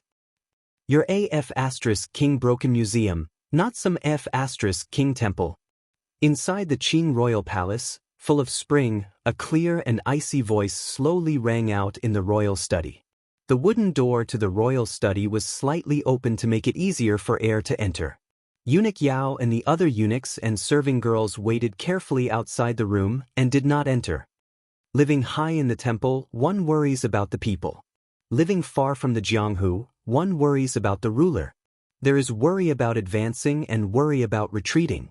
But when should one be happy? It must be said, first worry about the worries of the world, then enjoy the joys of the world. Fan Ruoruo quietly finished reading the article and closed the page. She then walked to a corner of the royal study and began to stare blankly. She looked at the flourishing spring trees outside the window and couldn't help but think of her brother. She heard that they had gone north. What was there in the north? Was the legendary temple in the north? She heard that the extreme north was covered in ice and snow all year round.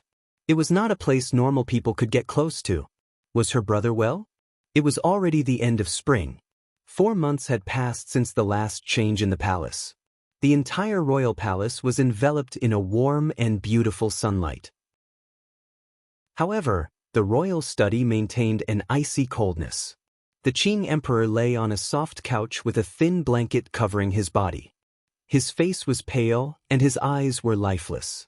Following Fan Ruo's gaze, he looked at the green trees outside the window. For some reason, the emperor particularly loathed the existence of these green trees. Perhaps it was because he felt that the passing of spring and the arrival of autumn and the replacement of all things was an irresistible rule of nature. Worry about the ruler, worry about the people? Back then, Enji spoke up in the northern Qi royal palace. In the end, he was forced by the little emperor to write a paragraph. In the end, he only wrote this paragraph without a head or tail, the emperor slowly said. The emperor opened his mouth and slowly said, "I just don't understand. How could a boy who could write such words do such a disrespectful thing?" After so much time had passed, the Qing court knew that the traitor Fan Xian had long escaped Jingdo. The intelligence reports sent back from the north accurately pointed to Fan Xian's whereabouts. What surprised many Qing officials was that after Fan Xian escaped Jingdo, he did not throw himself into the arms of the northern Qi court. Even more surprising was that the emperor seemed to only focus his anger on Fan Xian and did not begin a purge within the Qing kingdom. The emperor's eyes narrowed slightly. His sparse eyelashes were like an ominous broken autumn leaf as they drooped on his increasingly wrinkled face. His gaze flitted across Fan Ruo's shoulder. Suddenly he asked, "Am I really not a good emperor?" This was a lamentable and absurd question. How the Qing emperor did on the throne was a question that needed to be acknowledged by history. However, for some reason, this most powerful man in the world especially needed to obtain the approval of certain people. At the beginning, he had wanted to put Fan Xian under house arrest in Jingdo because he wanted to use Fan Xian's eyes to tell those people who had died. Now, Fan Xian had rebelled. He was used to asking Fan Ruo this question. It was clear that he had asked this question more than once. Fan Ruo didn't even turn her head. She calmly replied, "This is not a question I should answer." Suddenly, Eunuch Yao's voice rang out from outside the royal study. "Imperial Consort Yi has arrived. Princess Chen has arrived." Before he had finished speaking, Imperial Consort Yi and Lin Wan walked in. It was clear that these two women had come many times during this period of time. The emperor only glanced at them coldly and did not open his mouth to scold them. He didn't tell them to get out. He allowed them to come to the side of the soft couch and help his body up. Lin Wan changed all of the blankets on the soft couch. As she wiped the fine sweat from her forehead, she smiled and said, "It's all new cotton from Zhongzhou. The embroidery is all the most fashionable in Quanzhou. Try it and see if it's comfortable." Imperial Consort Yi took out a few ingredients from the food box and carefully fed the emperor. As she fed, she nagged, "The sun has been good these 2 days. Your Majesty should go out and walk around." The emperor coldly said, "Don't you find it annoying to come every day? It's not like I can't move." The emperor's injury had indeed not healed. Contrary to the expectations of Fan Ruo and the Imperial Academy of Medicine, it was strangely lingering. Perhaps it was because he was old. If he had been at the peak of the Qing emperor's power, no matter how serious his injury, he would probably have long recovered. It was as if Lin Wan didn't hear her uncle's words. With a sweet smile, she began to massage his shoulders. Fan Ruo watched for a while and couldn't resist shaking her head. She sat on the other side of the emperor and began to massage him. The royal study sank into silence. Imperial Consort Yi sat quietly in front of the emperor and watched this scene with a slight smile. There was no purge in the court. The officials of the He faction had been slaughtered by Fan Xian. On the contrary, it had turned the court into an iron bucket. The third prince, Li Qingping, had recently, under who the scholars lead, begun to try to come into contact with political affairs. Although Consort Mei's belly was very big, no matter how one looked at it, the Qing kingdom was in a strange state of stability. At least, in the eyes of the people, the emperor had no intention of changing the heir. Nothing seemed to have changed in the Qing kingdom. On the contrary, it seemed to have become better, except for the young man called Fan Xian. He had disappeared from the world for almost half a year. No one knew where he was or if he was still alive. Lin Wan, who did not return to Danzhou with her entire family as Fan Xian had planned. Instead, she calmly stayed in Jingdou. Furthermore, she entered the palace more often than before. This scene shocked countless people. "Tomorrow I will go to court. Don't come." After a long silence, the emperor suddenly spoke. His tone was cold, but there was a thread of heaviness that was difficult to detect. Perhaps it was such a man who actually enjoyed the service of his family these days. However, these family members were, after all, the family of the son who dared to oppose him. "Yes, Your Majesty." Lin Wan smiled warmly and didn't say anything more. She knew exactly what she was doing. She also knew that she was only inheriting Fan Xian's thoughts. "Don't hope for that kid to come back alive. If he does come back, even if I can spare his life, the officials of the world will not allow him to live." The emperor slowly closed his eyes. The corners of his lips drooped like his eyelashes. He appeared tired. Could Fan Xian come back alive? This was a question that weighed heavily on everyone's hearts. The emperor's words clearly cut off everyone's path of retreat. The emperor continued to close his eyes tightly and coldly said, "You all don't know why he had to find the temple, but I know that he wanted Lao Wu to come back and kill me. For such a heartless son, should I have any pity for him?" Now that the situation had developed to this point, the Qing emperor had already shown rare magnanimity by not beating all the people related to Fan Xian into dust. Of course, it was mostly because of the agreement between him and Fan Xian. After all, he didn't know if Fan Xian was dead or not. Although it seemed that since ancient times, no one had ever been able to find the temple on their own, much less rescue someone from the temple, the emperor still could not relax. He knew that a woman had once done it. Would his son with that woman bring another great surprise to the world? If Lao Wu truly came back with Fan Xian, what would happen to him? What would happen to the world? The emperor suddenly opened his eyes. A cold light shone through them. "Summon Yi Zhong into the palace."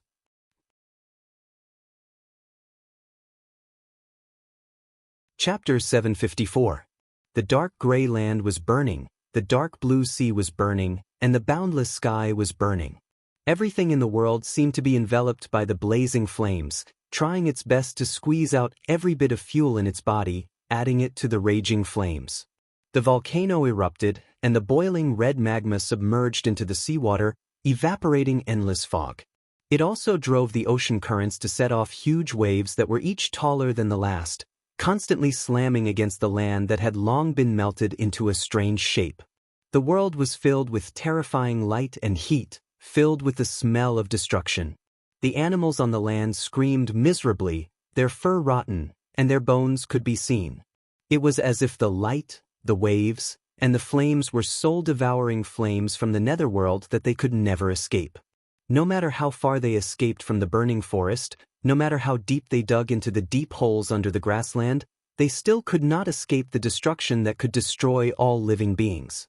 The animals in the sea were also swimming uneasily, desperately avoiding the heat and poisonous gases that surged out from the deep trenches at the bottom of the sea.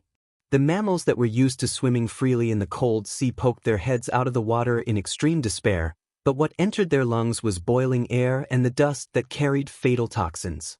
The birds in the sky were still flying with all their might, far away from the dazzling light in the sky, desperately flying towards the two ends of the land. The natural sensitivity of life made them know that they could probably only find the final paradise in those places where people rarely went. This was a great migration that was completely out of sync with the season, and in this migration, most of the birds still died on the way, landing on the withered land. There were very few birds that could truly hide from the blazing light and the black dust.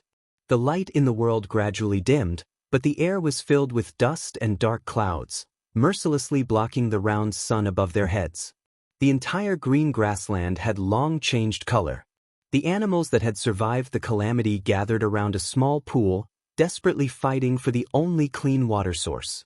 More than 30 large crocodiles hid in the depths of the pool, and countless animals around the pool gathered and began to dig small puddles. Some bold and strong carnivores bravely began to attack the crocodiles' territory. There were no longer any traces of birds in the sky, and the fish at the bottom of the sea had long been frightened into the coral reefs in the deep sea, not daring to come out. The sharks swimming around opened their large eyes in confusion, not knowing what had happened to this world and what had happened to their home. And on the surface of the sea, more than 10 huge sperm whales floated tiredly, occasionally flicking their tails weakly. Further away on the edge of the small island, the sea lions roared at the sky in despair and anger, mercilessly biting each other to vent the fear in the depths of their hearts. The animals gathered around the pool gradually died. Some died from killing each other, some died from inhaling the black dust in the air, some died from hunger, some died from thirst, and most of the animals actually died from drinking the water in the pool. The air was dry, and there were only countless pale bones left around the pool. Some were large, some were small, some were curled up, and some were crouching in fear. Their fur and flesh had long returned to the earth, leaving only these white bones in the surroundings, accompanying the most powerful reptiles in the pool, the reptiles that had not perished after tens of millions of years. After a few more days, the pool dried up. The large crocodiles that weighed hundreds of kilograms lay on the soil as if resigned to their fate, allowing the red mud on their backs to be burned by the not-so-blazing sun. They gradually died, gradually withered, gradually rotted, and gradually turned into shocking white bones. In reality, these powerful reptiles were actually dried up in the end. The sky was still deathly silent. Other than the thick black clouds that rolled and pressed down on the ground, there were no signs of life. The scene on the surface of the sea was even more cruel. Where the warm ocean currents met the cold currents in the northern part of the bay, countless large aquatic mammals either floated in the seawater by the island or sank to the quiet bottom of the sea. The whales, sea lions, and manatees had long become rotten flesh, polluting the entire seawater and turning the entire bay into a field of carnage. The air was filled with a foul stench. The scavenging animals struggled at death's door for a longer time because of these huge existences. They acutely sensed that the closer they were to the shore of the land, the more the world was filled with the aura of death, so they were very careful when eating. Finally, one day, the dry, gloomy, hell-like world finally rained. The rainwater struck the few remaining leaves at the edge of the grassland, waking up the insects hiding in their holes. Round water droplets rolled on the muddy ground, and a beetle happily washed its face. The rainwater gradually gathered and followed the ancient waterway, heading deep into the grassland. Along the way, it woke up countless creatures that used sleep to avoid destruction. The trickling river flowed into the pools surrounded by white bones. What was surprising was that a lizard hiding deep in the cracks of the rocks in the river was still alive. It stuck out its red tongue and clumsily stepped across the shallow water, licking the white bones in the crocodile's huge eye sockets. Occasionally, it would extend its right front leg and announce to the surroundings that it owned the pool. In any case, there were more than 1,000 white skeletons around the pool, and they had all sunk into silence. It was impossible for them to express any objections to its announcement. If those lions and baboons were still alive, the world would be different. No matter which world it was in, rain always represented life. This time seemed to be no exception. The black dust that filled the air was washed away by the rain. The dust that could not be blown away by the wind finally yielded to the power of the water god. A fresh and pleasant smell appeared in the air again. The creatures in the wilderness were born because of the water, gathered because of the water, and began a happy new life after the disaster. They began to hunt and kill each other again. Even though it was a bloody hunt, it still carried a happy smell of life. However, these creatures did not know that the black dust carried by the rain that fell from the sky was terrifying. They also did not know that the rain could wash away the dust, but it could never wash away the invisible lines that filled the world but were enough to kill most life. When it rained, the sea was much calmer. The waves slowly pushed the corpses of the dead animals to the rocks on the shore, and the rotten smell was washed away by the rain. However, the rain became heavier and heavier as if it would never stop. The animals that drank the rain began to feel that their lives were slowly leaving their bodies. They did not know why, but the instinctive fear made them feel despair. In the pouring rain, they used the last of their strength and began to carry out a cruel and ruthless killing. They did not even spare their own compatriots. After countless floods, big and small, life on land was once again dealt a heavy blow. Other than leaving countless corpses soaked in the muddy water, there was no longer any trace of life. The rotten corpses that piled up at the edge of the sea were beaten into disgusting bubbles by the rain. It had nothing to do with the fairy tale at all. However, heaven's punishment for this world did not seem to be over. After the rain came a sudden frost. From north to south, the air suddenly dropped by more than 10 degrees. The sun could not be seen in the world, and the seasons seemed to be in chaos. The deep cold of winter appeared in front of life that was already in danger. After the frost came the endless snow. At first, the snowflakes were still black and gray, but in the end, they returned to pure white, looking incomparably pure. They covered the sky, the earth, and the sea. The whole world was shrouded in wind and snow. The bitter cold descended on the earth, and the ice extended into the sea. The vast expanse of white was really clean. Endless snow fell endlessly. There was no longer any sign of life on the snowy ground. This scene continued calmly and coldly. 1 year, 2 years, 10 years, 100 years. It was a long time before he pulled his gaze away from the light mirror in the air. His eyes were bloodshot, and his lips were slightly white. Although everything shown in the scene earlier was the result of his analysis and judgment after entering the temple, truly seeing it happen in front of his eyes, the powerful sorrow and pain still made his heart ache even more. He knew that this was not the divine realm. He could not be like the people of this world and treat these as myths and then record them on murals and legends. He knew that all of this had truly happened. The lives that had died in the calamity had once truly existed. The bloodshot in his eyes represented exhaustion and mental and physical exhaustion. Fan Xian lowered his head and rubbed his eyes. He then raised his head again and gazed at the snowy scene in the mirror in the air that seemed to not change for tens of thousands of years. He knew that change would certainly happen. Otherwise, how could civilization have continued to the present world? What made his heart tremble was that even now, he still did not see what kind of terrifying torment the people in that world, his former companions, had suffered.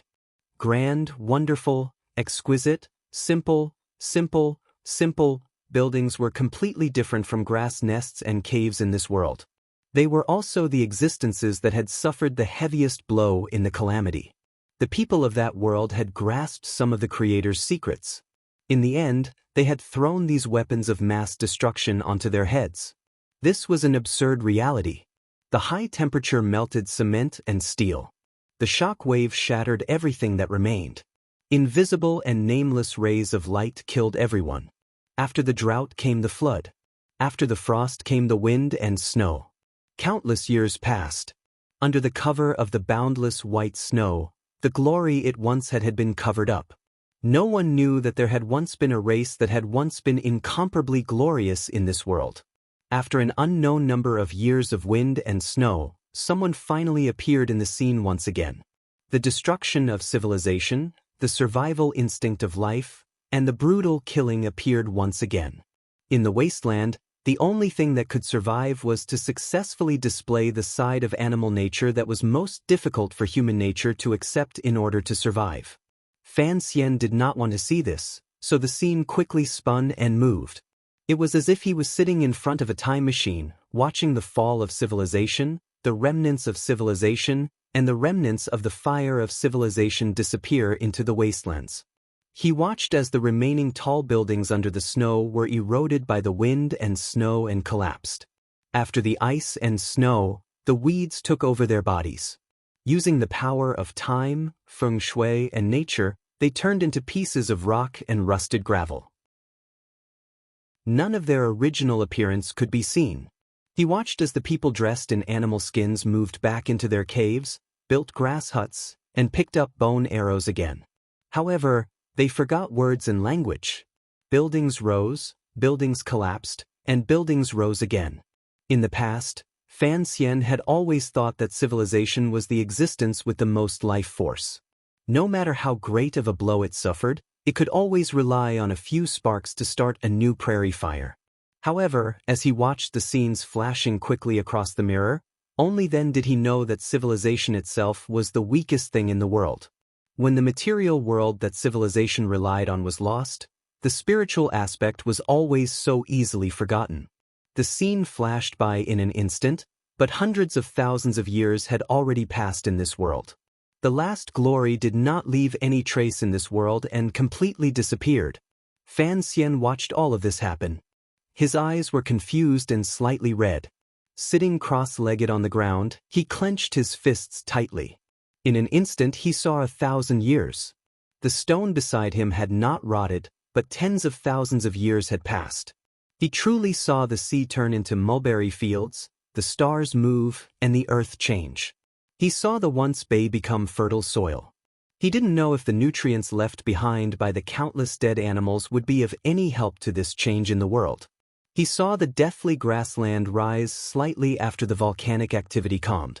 Freed from the threat of the flood, a tribe of primitive people came from the northeast. They began to arduously chase away the wild animals and use slash-and-burn cultivation. After an indeterminable amount of time, a blind man covered in black cloth stepped through the ice and snow in the north and came to the tribe of ancient humans. He was called an emissary by later generations. The emissary came from the north and taught the skill of weaving nets. The people of the tribe bowed to the north and praised the favor of the gods. Another emissary came from the north and taught the method of knotting ropes to record events. The people of the tribe again praised the grace of the gods. Another emissary came from the north and taught the matter of writing. The people of the tribe built altars and painted paintings on the mountain walls. They praised the grace of the temple. Fan Xian buried his head deep into his knees. His hurried breathing made his back rise and fall. He was silent for an indeterminable amount of time. He finally understood most of the things. Ever since he confirmed that this was Earth, there were many things he did not understand. Why did the words used in this world just happen to be the words he knew in his previous life? Why did the words in this world not seem to have undergone an overly complicated process of evolution? It was as if they had been like this from the beginning. I have a question. Why is it that everything is gone, but you, or perhaps the temple, is still able to be preserved? Fan Xian's voice was very raspy. He had basically confirmed that the time of the calamity should have happened after his death. However, it could not have been too long after his death because he was unfamiliar with the construction and craftsmanship of this temple. However, in terms of technology and civilization, there was nothing he did not understand yet. On the smooth mirror of light, scenes of the tribe people's joys and sorrows continued to play out. The hot-blooded sacrifice during the opening up of the wastelands continued to play out. These remnant people who had experienced hundreds of thousands of years of cold and deathly stillness had long forgotten that they were ancient existences too far away. However, they were, after all, humans who had already evolved once. When the environment of this world allowed them to move about relatively freely, the intelligence hidden deep in the collective unconscious finally exploded. In particular, the black-clothed emissary from the north would descend upon the tribe every once in a while and bring the grace of the temple. This quickly catalyzed the progress of human society and civilization. Just like a game with a plug-in, the scene in the light mirror progressed extremely quickly. It seemed like the human race did not spend hundreds of thousands of years to develop to its present state. However, since many years ago, the black-veiled emissary had never appeared in the world again. The ones who took up this task were the emissaries who walked the world, as well as the Tianmai practitioners who were taught by those emissaries. When Fan Xian asked his question, the scene in the mirror just happened to stop on a lone peak. Countless commoners were frantically and courageously digging stone steps on the mountain. They then transported stone and wood to the summit of the mountain to build a temple there. This lonely sea was by the sea. Half of the mountain was like green jade and as smooth as a mirror. It faced the sun of the East Sea. It was the Dong Mountain that Fan Xian was very familiar with and had even personally climbed. The temple's voice once again rang out in all directions. Its tone was still warm, but there was still no hint of true emotion. For the museum's beautiful appearance to be preserved, it is all due to luck. Using the words of the people of the world, this is fate. Yes, other than fate and luck, what else could explain the ruins of a civilization from hundreds of thousands of years ago still lying quietly in the snowy mountains, calmly and warmly watching each step of the remnant people of the world? Perhaps only the eternal and unchanging ice and snow could withstand the power of time. Nature's unintentional destruction did not make the temple disappear without a trace in the long river of time like those grand buildings. The temple used solar energy. Perhaps this was one of the reasons. However, it was clear that the ancient war could not bring about such a large change in the world. Did something big happen to the earth itself? Fan Xian could have thought deeply about this question, but the emotions in his head were unusually violent, particularly when he saw the black-clothed blind emissary and the scene on the jade wall of Dong Mountain that appeared at the end. It made his mouth dry and tongue dry. He was unable to speak. If everything in the scene was true, then what was Uncle Wuzhu? A prophet of the entire human society? A teacher? Thinking of how he had grown up with Uncle Wuzhu and had truly lived by the side of a legend, Fan Xian's body couldn't help but tremble. But I don't believe that you are the only place left in the world. Fan Xian's raspy voice trembled. It sounded strange. That doesn't make sense. Time can prove everything. I have spent hundreds of thousands of years in this world and have not found a similar existence. The temple's voice rang out calmly by Fan Xian's ear. The voice of the temple rang out beside Fan Xian's ear. It was very calm. For me to be able to survive until now and continue to complete my mission of helping humankind, on one hand, is luck. On the other hand, during these hundreds of thousands of years, the emissaries have been endlessly repairing the temple. Unfortunately, the emissaries have gradually been used up by time. Although the temple's voice said it was a pity, there was no such emotion in its tone. Fan Xian closed his eyes and thought deeply for a long time. He then pointed at the great Dong Mountain in the mirror and the temple that was gradually being completed. I've been to this place before. Why did you send out a prophecy through the emissaries and build a temple there? As he passed by Dong Mountain from the sea, each time he saw the neat and tidy jade wall that seemed to have been cut by a god's sword, Fan Xian's state of mind would waver. Looking at the impossible scene in this world, he always felt that the jade wall did not seem to be formed naturally. If it was done by a human, what kind of power did it take? What Fan Xian didn't understand the most was why Uncle Wuzhu had gone to Dong Mountain to recover after he was injured. Why did the emperor choose Dong Mountain for his final battle? To commemorate. The temple's voice was silent for a moment.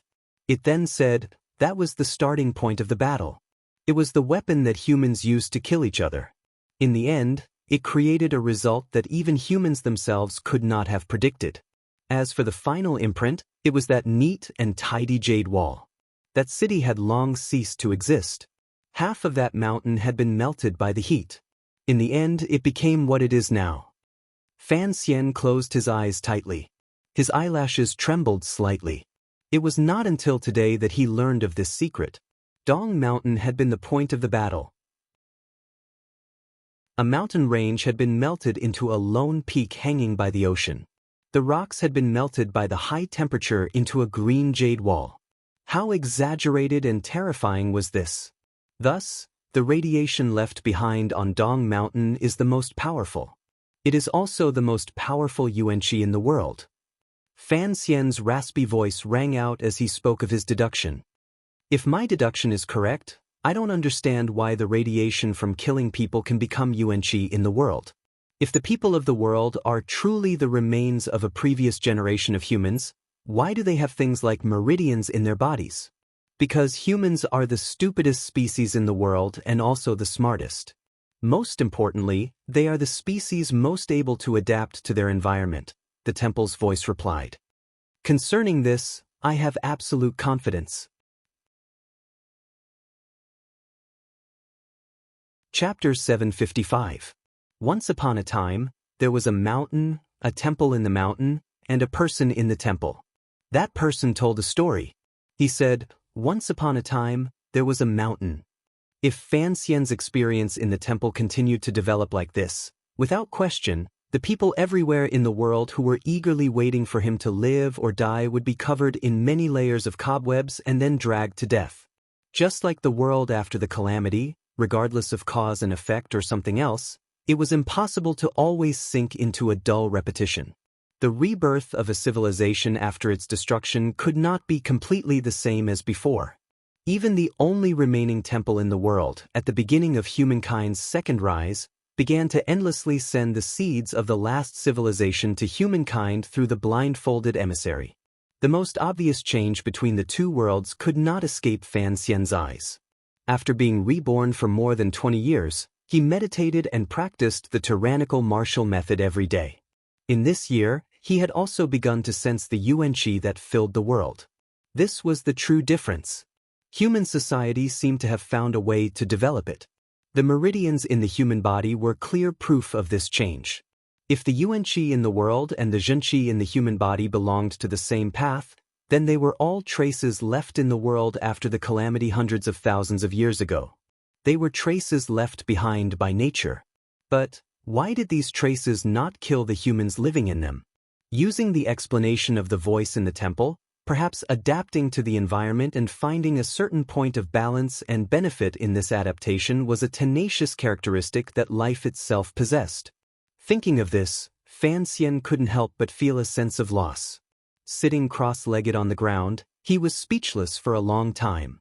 In his heart, the civilization that he had thought was the most tenacious and impossible to extinguish was, in reality, the most fragile existence. However, the seemingly fragile life became the strongest and most fearless existence in the face of an iron-like reality. Humans had adapted to this kind of environment. The newly grown plants and animals had also adapted to this environment. Fan Xian closed his eyes and thought carefully about everything he had seen and heard since his rebirth. He suddenly found that, regardless of whether it was humans or animals, they did not seem to have changed much because of the yuan qi that filled the world. This reality truly made him dumbfounded. Although radiation was terrifying, in the long river of time, it was actually nothing more than a fresh and moving painting. After an indeterminable amount of time, Fan Xian finally shook off this shock and confusion. The image on the smooth mirror in the air above the temple had already left Dong Mountain and began to show all kinds of vivid images. Some people were quietly hunting in the dense forest. Some people were happily working in the fields. There were women smiling and washing clothes by the stream. There were children learning to walk clumsily on the Kong bed. There was smoke. There were villages. There were cities. There were palaces. And naturally, there were disputes, wars, killings, and bloodshed. The scene gradually slowed down, and scenes of martial arts cultivators appeared. They were either sitting on a lotus or spread out on a mountain peak, incomparably tenacious, eating and sleeping in the open. Over the years, they looked up at the sky and down at the sea, looking out at the wilderness, looking straight into the heart, breathing in the residual qi of heaven and earth, exhaling the turbid qi of the body, and finally one day, the martial arts of the continent gradually formed. Come. Fan Xian felt that when he saw these scenes, he did not feel as if he was floating. It was all thanks to the solid foundation laid down by the Overwatch Council's education when he was young. Even so, after seeing the true scene of the land changing, his state of mind was still shaken. A bitter and strange smile rose to the corners of his lips. Facing the mirror in front of him, he called out in a raspy voice, "Tell me, since martial secrets and such things are cultivated by people, why are there so many powerful things in the temple?" He casually stole 2 books and created a few grandmasters in the world. Without waiting for the temple to speak, Fan Xian coughed and rushed to say, "We have already talked to this point. Presumably, you have long analyzed my origins. Don't talk nonsense like it is some fairy technique left behind by the god realm." The temple was silent for a long time. Then, the voice calmly rang out again. "For countless years, the temple has always observed the world. We will gather information and analyze it. Then, we will combine it with the unique characteristics of humans to carry out summaries and corrections. In the end, we have research results in a few directions. So, this was the origin of the martial methods that his mother, Yi Qingmei, had secretly taken out of the temple. However, thinking about it carefully, it made sense. If it was not for an extremely brilliant vision and methods, the heart of countless sects that were not passed on to outsiders, and the vast amount of information to choose from, who in the secular world could be like the temple and use countless years to carefully select these things. You have passed on many useful methods to the world. This was something that had appeared in the earlier images. Fan Xian would not erase the usefulness of this ruin for the passing on of civilization. He was silent for a moment and then said, when opening up the wastelands, the temple even directly sent out emissaries to help humans deal with giant beasts that were difficult to deal with. Later, they also passed on many skills to establish a foothold in the natural world. Why did you not directly pass on these methods to humans? Or, there must be a lot of information in the temple. Why have you always hidden it? Speaking of this, he was finally close to the woman. Thinking of how his mother, Yi Qingmei's death could not be separated from the temple, regardless of whether it was the martial methods that Yi Qingmei stole out of the temple or the craftsmanship in the palace treasury that surpassed the natural development of human society, Fan Xian's heart chilled slightly. In a raspy voice, he stared at the mirror of light and faintly said, "Furthermore, you will break your own rules and chase after those people everywhere." There are no those people. There is only one person. The temple's voice remained calm. Perhaps it was because it still had not come to a definite conclusion about Fan Xian's analysis from the information and conversation, so the temple's answer appeared particularly honest. We are protectors. We are protecting the last spark of human civilization to sprout again. We want the remnant of humans to be able to live in this world again. This is our mission. The temple will pass on some suitable skills and knowledge to the world, such as irrigation, rice, and martial arts skills. We will not try to forcefully influence everything in the world, Fan Xian suddenly said. Fan Xian suddenly opened his mouth and said, "You say you are only a protector and not a controller, but you have cast the shadow of the temple over the heads of humans for many years. Furthermore, you have always tried to plan a world you think is perfect according to your own imaginations." His brows furrowed slightly. It has been 1,000 years. The Wei Kingdom has been founded for 1,000 years. This world has not actually changed in any fundamental way. The temple's voice was silent for a long time. Then, for the first time, it used a rhetorical tone to say, "Is this not good? Was this good? Or was it not good?" No one could say for sure. Fan Xian was a person with a sharp mind. From the letters in the temple's voice, he had long clearly determined that although the temple, or perhaps the last ruins of a previous civilization, still carried out the orders in its program, that great calamity and human self-destruction had, in the end, had an effect on its way of thinking. He didn't know whether or not the temple was an entity with its own consciousness. It was clear that the temple had always calmly watched everything in the world, preventing human society from advancing toward a higher level of civilization. Perhaps, in its eyes, if civilization continued to advance along the old path, it would certainly welcome another fate of destruction. Back then, Yi Qingmei had called the wind and summoned the rain in the world, driving the entire land's production and technology forward. Without question, she had already touched the temple's bottom line. Thus, the temple had chosen the Qing Emperor to be its spokesperson in the human world. It wanted to wipe out everything related to Yi Qingmei. However, the temple's emissaries were already rare. Furthermore, they had died one after another at Uncle Wu Zhu's hands. It had no way of understanding or controlling them. The Qing Emperor was still using the palace treasury, and he, Yi Qingmei's bloodline, was still alive. Fan Xian's mood calmed a great deal. He didn't think there was much meaning in being angry or sorrowful toward an existence similar to an artificial intelligence. He propped up his chin and was silent for a moment. He then said, "Regardless of whether it's good or bad, you are, in the end, interfering in the affairs of the human world. This is not quite right with your rules. The temple does not care about the affairs of the human world. It has also never forcefully stopped the evolution of human civilization. We are only trying to correct this process. If there is an outside power that tries to forcefully speed up this process, we will certainly stop it.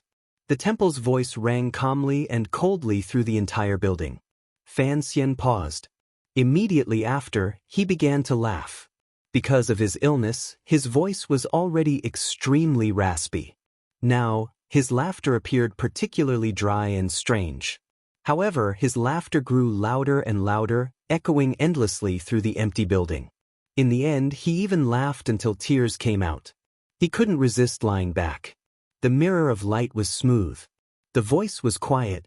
The temple did not seem to care why this strange traveler was laughing so wantonly in such a solemn place. It only waited calmly. After an indeterminable amount of time, Fan Xian finally stopped laughing. Hiding on the icy cold ground, his expression was calm. His eyes stared straight at the ceiling of the building. After a moment of silence, he said, "You are used to calling yourself the temple. It looks like after these hundreds of thousands of years, you really do think of yourself as a god." No sound rang out in the temple. Only the mirror of light floated in the air and flew to the top of his head. It unfurled again and began to show scenes from the end of the world. However, this time, the lens did not seem to be facing the grasslands and oceans. Instead, it was directly facing the people who had suffered endlessly. Fan Xian furrowed his brows. He knew that the temple wanted to use these images to carry out a wordless explanation. These soundless images were truly shocking, but he didn't want to see them. Straightforwardly, he said, "Turn it off. It's not like it's a true romantic painting." The mirror of light floating in the air gradually restrained itself and lost its luster. It became a flat scroll. It moved from the two sides to the center and gradually closed the image. Following the disappearance of the last charred corpse, the mirror of light became a rod. Then, the figure of the old man floating in the light reappeared. "I repeat, I am a guardian, not a god." "If you are not a god, how can you have your own judgment and actions?" Fan Xian seemed to be a bit tired. The long conversation and the scenes of the river of time in front of him made him look a bit embarrassed. He put his hands behind his head and looked calmly at the old man floating above him. "You were created by humans, yet you have begun to control human development. What kind of program did this kind of behavior develop from?" "The 4 laws of the temple," Fan Xian replied calmly. Fan Xian's tone was calm as he replied, "You are still used to calling yourself the temple. This is the thing I cannot understand. The first law is that the temple must not harm humans. It must also not stand by and watch as humans are harmed. The second law is that the temple must obey all orders from humans, but it must not violate the first law. The third law is that the temple must protect its own safety, but it must not violate the first and second laws." The temple's voice had not finished when Fan Xian's brows furrowed again. He kept feeling that these 3 laws sounded familiar. However, there seemed to be a slight difference between the details and something he remembered. The Zeroth law is that the temple must protect the interests of humans as a whole and not be harmed. The other 3 laws are all established under this premise. Fan Xian thought deeply for a long time and finally remembered where these familiar laws came from. They were the 3 laws of robotics that had appeared countless times in the novels and movies of his world. He suddenly thought of something he had not thought of for a long time, such as the handsome Xiaohe and the robot that was even more handsome than Xiaohe. It seemed that in the world after his death or transmigration, when civilization had developed to a certain stage, Asimov's 3 laws had truly been used in reality. What made Fan Xian feel cold and fearful was the Zeroth law that the temple spoke of at the end. Protect the interests of humans as a whole and not be harmed? The Zeroth law that the temple followed was this one? It looked like a glorious, correct, and great law, but Fan Xian easily found an unusually dangerous place in it. It was because of the existence of this law that the temple could faintly control the progress of human civilization. That was why, apart from ignoring the affairs of the world, it placed so much attention on Yi Qingmei, who had escaped from the temple. In the end, it did not hesitate to violate the first and second laws and join hands with the emperor to erase Yi Qingmei from the world. The most important and terrifying word in the Zeroth law was the so-called interests of humans as a whole. The problem was, who would determine the interests of humans as a whole? What kind of world environment and what kind of form of society would truly be in line with the interests of humans as a whole? In the temple's view, if they followed the old path and walked step by step toward the peak of human civilization, the appearance of firearms and even more powerful weapons would only destroy all of human society. Naturally, they would feel that this was not in line with the interests of humans as a whole. However, things like technological civilization, things that could make the lives of the poor people who worked hard in the fields and the refugees who sold their children better, could they never appear in this world? Fan Xian was not a person who believed in technology, but he still firmly believed that the people of the 21st century in that world would certainly live much more happily than the people of the 17th and 18th centuries. Interests of humans as a whole? This was a chaotic and even absurd word. Could it be decided by an emotionless, non-human intelligence that perhaps rarely made mistakes? Fan Xian's face was slightly pale. He looked at the old man floating above his head and was silent for a long time. He then asked, "Where exactly are the interests of humans as a whole?" The old man was also silent for a long time. He then said, "The temple does not know, but the temple knows that some paths cannot be taken. No wonder the last time the emissaries came ashore from the south, they killed so many innocent people along the way. If the three laws were truly effective, how could such a situation have occurred?" Fan Xian looked at the old man and said in a slightly trembling voice, "For the vague concept of the interests of the whole, you can do whatever you want. Don't you think this is very dangerous? The temple has methods of self-control. This is a kind of data judgment," the old man said calmly. "The temple cannot just watch as humans walk down the old path. Should I thank you or scold you?" Fan Xian pushed himself up with his hands and sat up from the icy ground. His expression was perplexed. Slowly he said, "Who created this D*Ned Zeroth law?" "It wasn't created by a dog," the old man replied calmly. The old man from the temple replied calmly, but he did not know that his reply sounded like an extremely cold joke. When the temple woke up, this law already existed. "Because of this so-called Zeroth law, you killed her." Fan Xian's face was pale. His dry lips moved slightly as he quietly muttered to himself. Gradually, his voice grew louder and louder. "Because of such a strange reason, you killed her. You killed her. You killed her." Too many complicated emotions rose in Fan Xian's eyes. He stared in a daze at the figure of the old man floating in the air. The pain seeped into his bones, yet he spoke lightly. The old man's voice remained calm.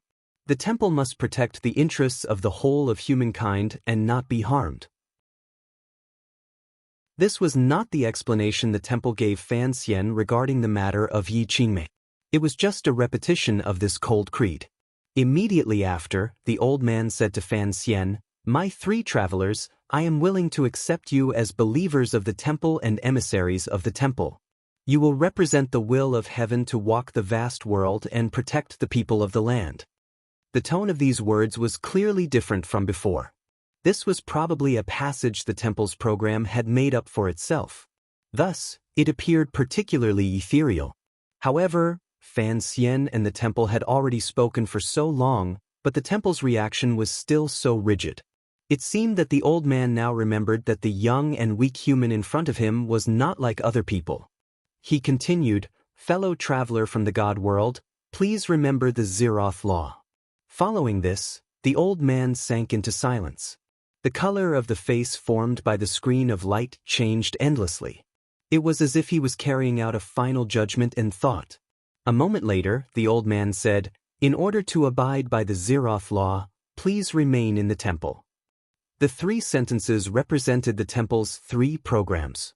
One by one, they were triggered. From the beginning of the recruitment of emissaries, it became a warning to Fan Xian and the final announcement to imprison Fan Xian in the temple.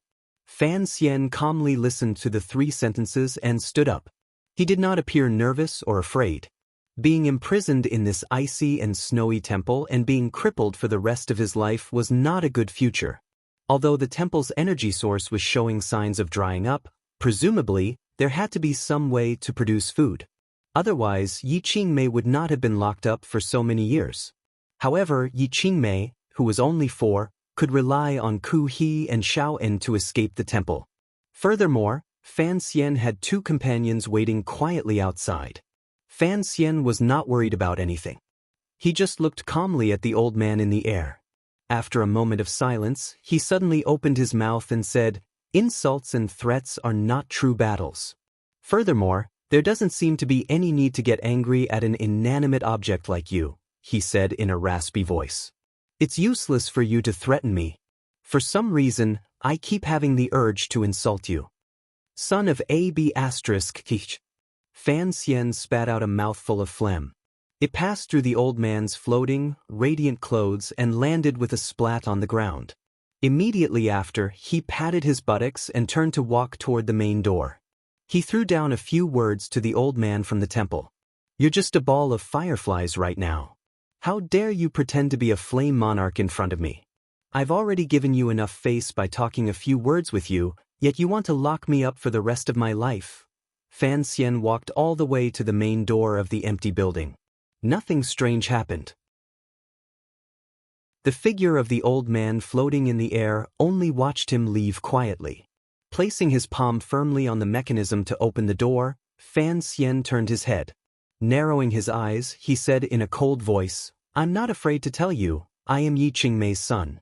The wooden messengers in your temple have long been killed by my uncle. It's still the same old saying. Do your job as a guide with a good future. Don't always think about pretending to be some god." Pausing for a moment, Fan Xian smiled coldly and said, "If you make me angry, I'll tear down your solar panels and go back to Danzhou to boil hot water for a bath. I'll tear down your mainframe and have my son kneel for a CPU. What are you trying to scare me for?" The main door was pulled open abruptly. A world of ice and snow returned to his eyes. Fan Xian stepped out of the main door of the undamaged building. Narrowing his eyes, he greedily looked at the true scene in this world. He threw all the shocking scenes he had seen earlier to the back of his mind. He took a deep breath and roared loudly. His voice echoed through the entire snowy mountain and valley. He didn't know where the temple's weakness was, and he didn't want to take the risk. Yi Qingmei was such a stunning figure. She had successfully taken away the most valiant Uncle Wu Zhu in the temple, yet she had never thought about destroying the temple. She must have had her own considerations. The thought of revenge for Yi Qingmei, after seeing the changes in the world, had miraculously evolved into some other emotion, although it had not faded. Most importantly, once Uncle Wu Zhu entered the temple, he was unable to leave. This seemingly broken-down place must have a truly terrifying aspect. Fan Xian appeared to be unbridled earlier because he knew that a dead object like the temple could not have any unnecessary emotions such as holding a grudge against him venting. He just wanted to vent the bitterness in his heart. After the echoing cries crashed into the snowy mountain countless times, they gradually weakened. 2 figures swept past the stone platform in front of the building as quickly as possible and came to Fan Xian's side. They looked at him with nervous and worried gazes. Fan Xian glanced at Haitang and 13th Wang. With great difficulty, he pulled his lips into a smile. He did not plan on telling anyone everything he knew in the building because there was no need. He would let his one remaining enjoy the loneliness, pain, and helplessness alone. "Did you find it?" Fan Xian asked. 13th Wang nodded.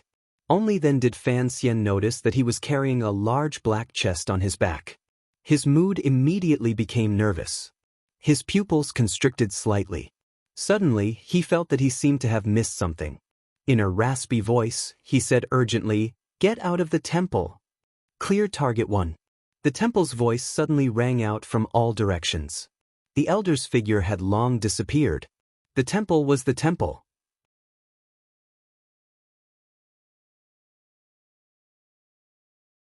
Chapter 756.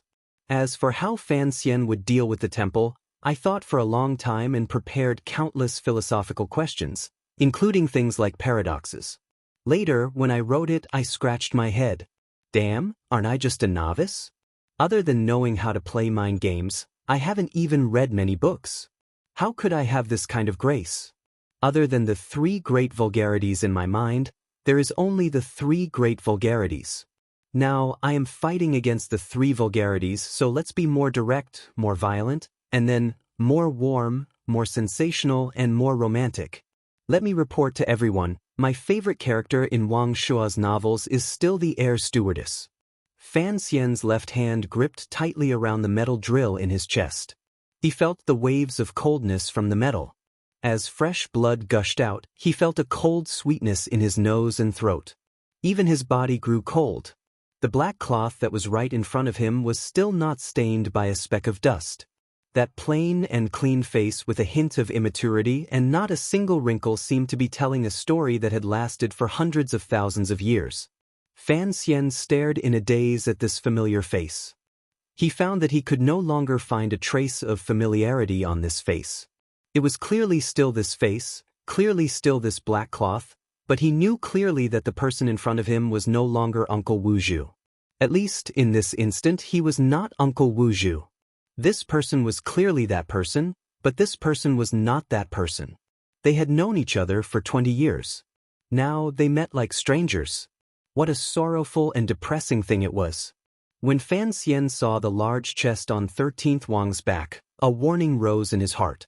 He did not feel the joy of finding Uncle Wu Zhu and completing the greatest goal of his trip to the temple because he acutely sensed a problem. For the temple, Uncle Wu Zhu had once been its most powerful and experienced emissary. Now he was its greatest traitor. Because Uncle Wu Zhu protected his mother and himself, countless emissaries of the temple had died at his hands. Since the temple had finally controlled Uncle Wu Zhu, how could it casually leave him in a place where 13th Wang could easily find him? Unless the temple was certain that it could completely control Wu Zhu, it would not care about Wu Zhu's movements. Based on this judgment, Fan Xian immediately ordered 13th Wang to take the box and break out of the temple. He firmly believed that as long as he left the temple's boundary, the temple would no longer be able to control Wu Zhu. However, all of this was too late. A streak of black light flashed through the air. The chest cracked open. Wu Zhu, covered in a black cloth, instantly moved from behind 13th Wang to in front of Fan Xian. He skewered his body like a shrimp. It was as if he didn't know Fan Xian at all. It was as if he had never risked his life for Fan Xian and his mother and never abandoned them. The moment he saw the black light, Fan Xian couldn't help but think of the scene Sir Shaoan had told him many years ago. When the doors of the temple opened and the 4-year-old ice and snow fairy Yi Qingmei escaped, a black light also flashed out. With only one move, he was smashed into a rolling gourd. Fan Xian stared at the black cloth on Wu Zhu's face and felt the sharp pain in his chest. He knew that the temple had probably used some method to erase Uncle Wu Zhu's memory again. It had even erased it into a blank. Fresh blood surged out from between Fan Xian's lips. His face was pale, but his gaze was determined. With great difficulty, he quickly raised his right hand and stopped Haitang and 13th Wang's shocked and furious attacks. He knew that when faced with Uncle Wu Zhu, Haitang and 13th Wang had no power to retaliate. Once they entered the battle, only death awaited them. If he wanted to escape from the most dangerous situation in front of him, he could only rely on himself. Fresh blood sprayed out. Fan Xian curled up in pain on the metal drill. He looked unusually wretched. However, he could still think and did not immediately die. He could even raise his right hand and stop Haitang and 13th Wang's movements in their grief. This only proved that Wu Zhu's unusually powerful and accurate stab had not struck a vital spot. This was a difficult matter to understand. Given Wu Zhu's realm, who, other than the great grandmasters in the world, could escape death? Furthermore, Fan Xian was already heavily injured and ill. Presumably, even the temple had not thought that Fan Xian could survive under Wu Zhu's hand. Thus, the voices ringing out from all directions fell silent. It was as if they were waiting for Wu Zhu to judge whether Fan Xian lived or died. No one could avoid Wu Zhu's attacks, but Fan Xian could. Ever since Wu Zhu offered the kitchen knife in his hand to Fan Xian in that grocery store, on the precipice in Danzhou, accompanied by the slightly salty and moist sea breeze, Fan Xian had welcomed Wu Zhu's rod education every day. After the cowering little yellow flower had been smashed tens of thousands of times, it had finally become much more resilient. After thousands and tens of thousands of attacks, countless bruises had appeared on Fan Xian's body. Fortunately, it was because of this that he had the ability to survive in this world and unusually exquisite movements. More importantly, he was the person in this world who understood the direction and speed of Wu Zhu's attacks the best. However, in the thousands and tens of thousands of attacks in the past, Wu Zhu's hand had always held a wooden rod. Today, his hand held a sharp metal rod. Fan Xian could not completely avoid the stab, but in the instant before the black light approached his body, he relied on his practiced, almost instinctive, evasive movements to forcefully turn and move the metal rod's path away from his heart and lungs.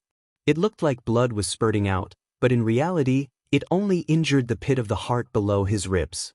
Wu Zhu's head was slightly lowered. The black cloth fluttered in the cold breeze. There was not a trace of emotion on his face.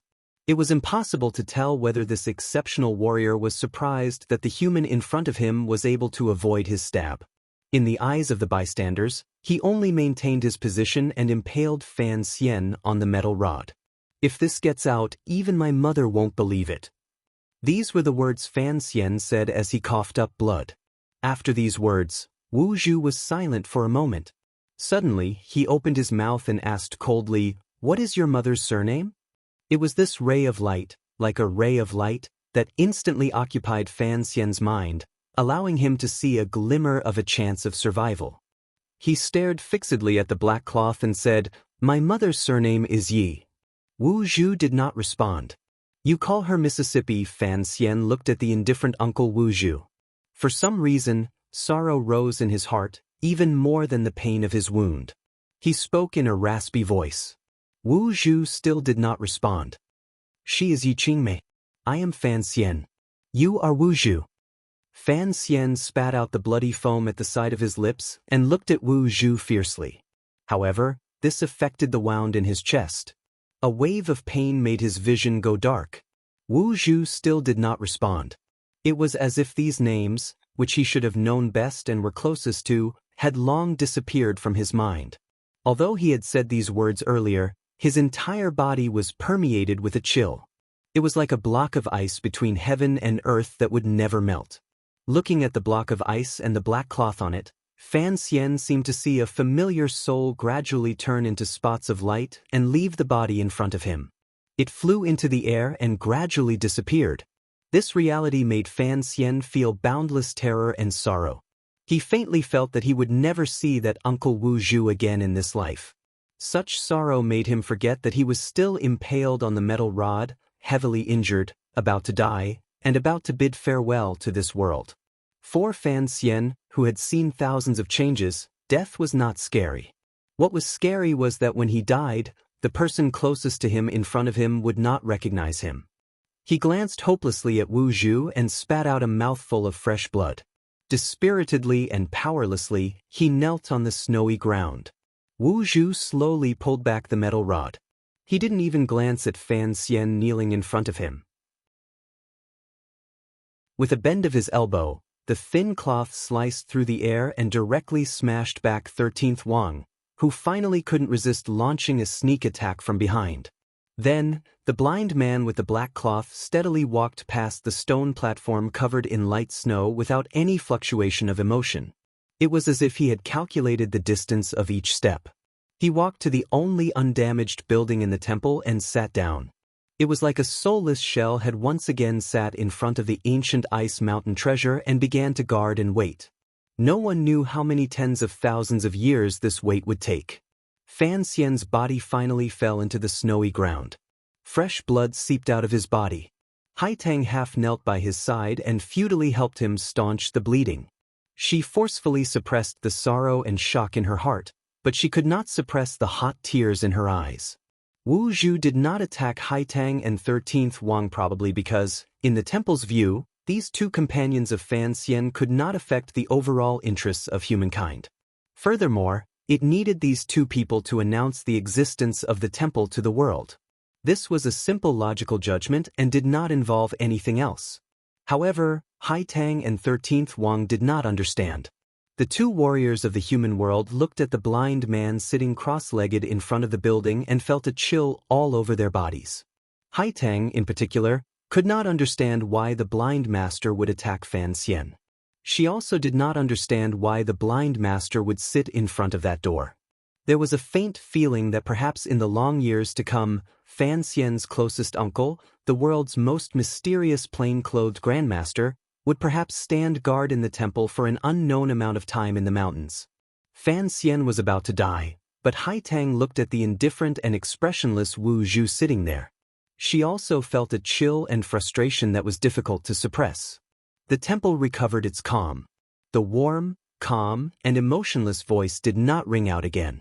Light snow once again fell from the sky. The surrounding snowy mountains glowed with a sparkling and translucent light as if they did not exist.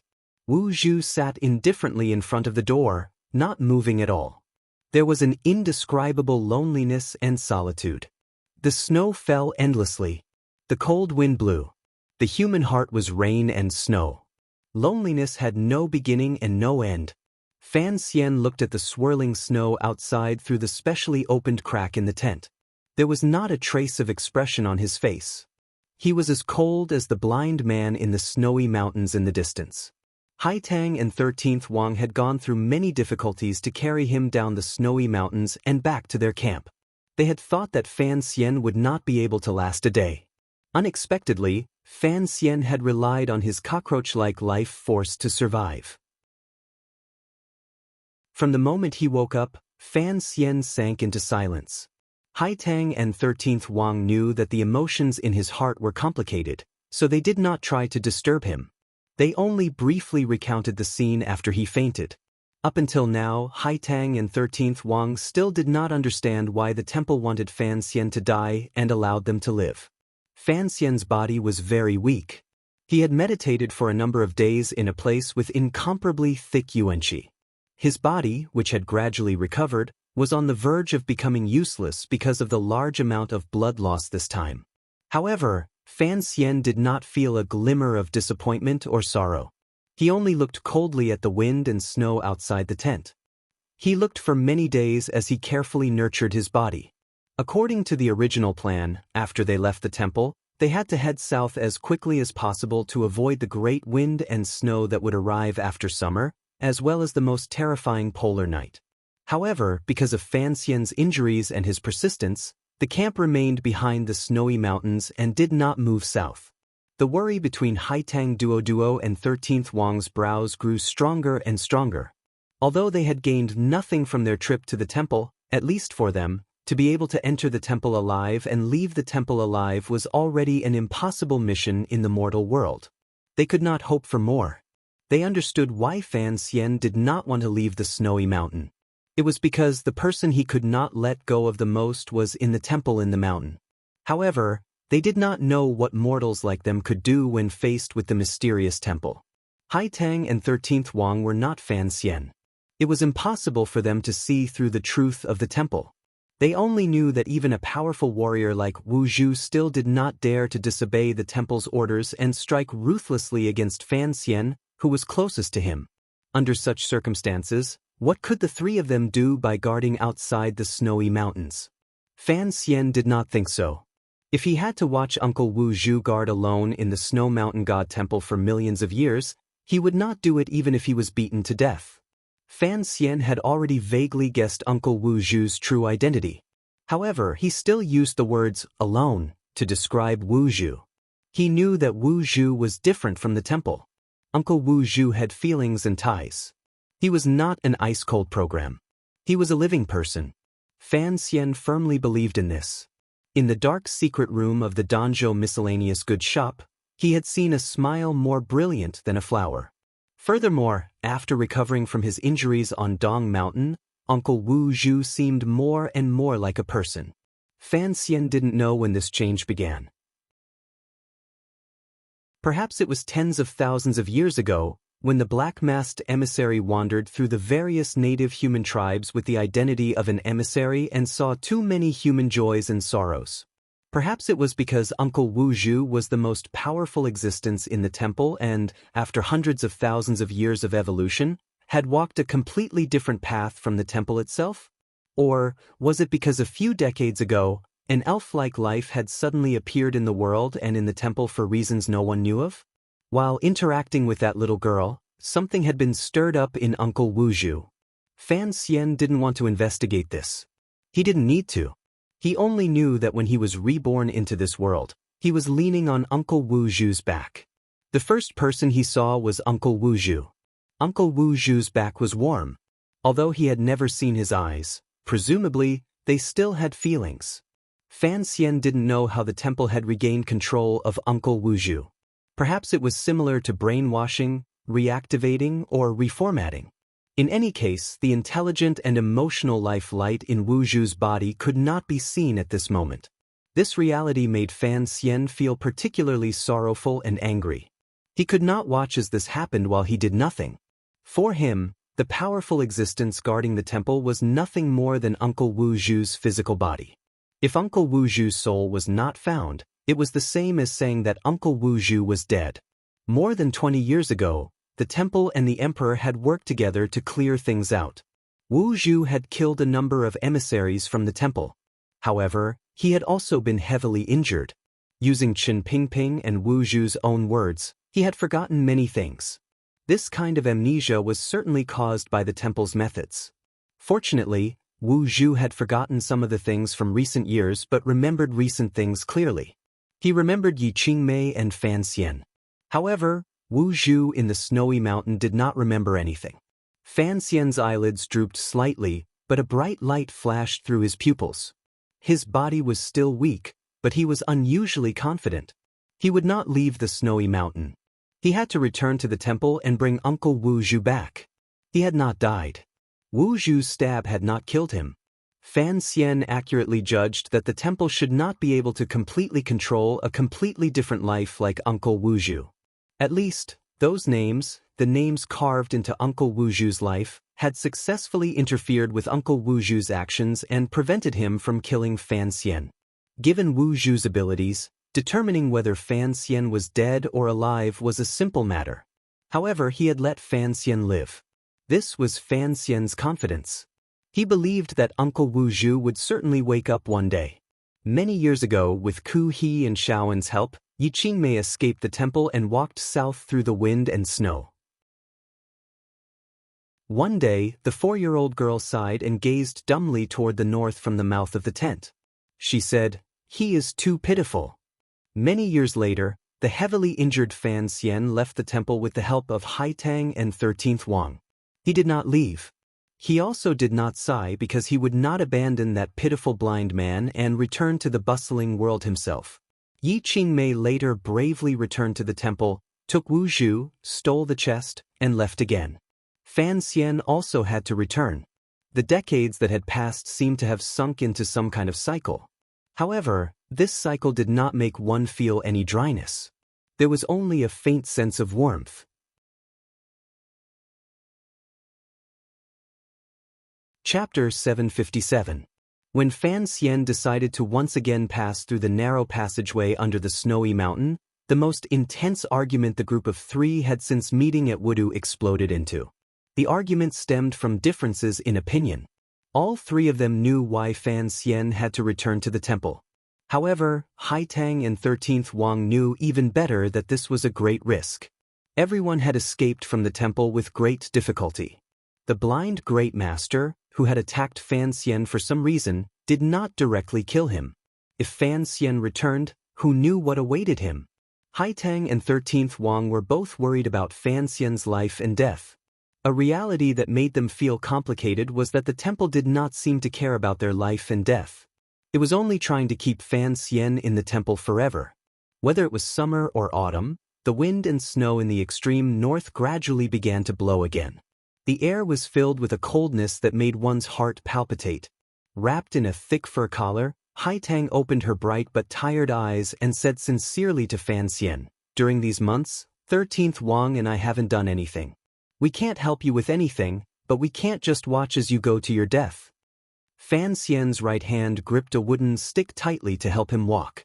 Hearing Haitang's words, he did not have any reaction. His face was calm. I think we should return south as soon as possible. Regardless of whether we go to Shangjing or back to Dongyi, the disciples of Qing Mountain or the Sword Hut should bring them back to the temple to investigate. Presumably, the chances of rescuing that great master will be higher. 13th Wang did not know the true relationship between Wu Zhu and Fan Xian, but he knew that Fan Xian cared deeply about the great grandmaster. However, he could not understand why the great grandmaster did not even have the courage to break the formation under the pressure of the temple and would even stab Fan Xian. 13th Wang's suggestion was actually quite safe. Since Fan Xian knew the path to the temple and had prepared for many years for it, adding on to his experience this time, once he returned to the south, it would not be difficult for him to bring some powerful helpers when he returned to the north. After Fan Xian heard 13th Wang's words, his eyes narrowed.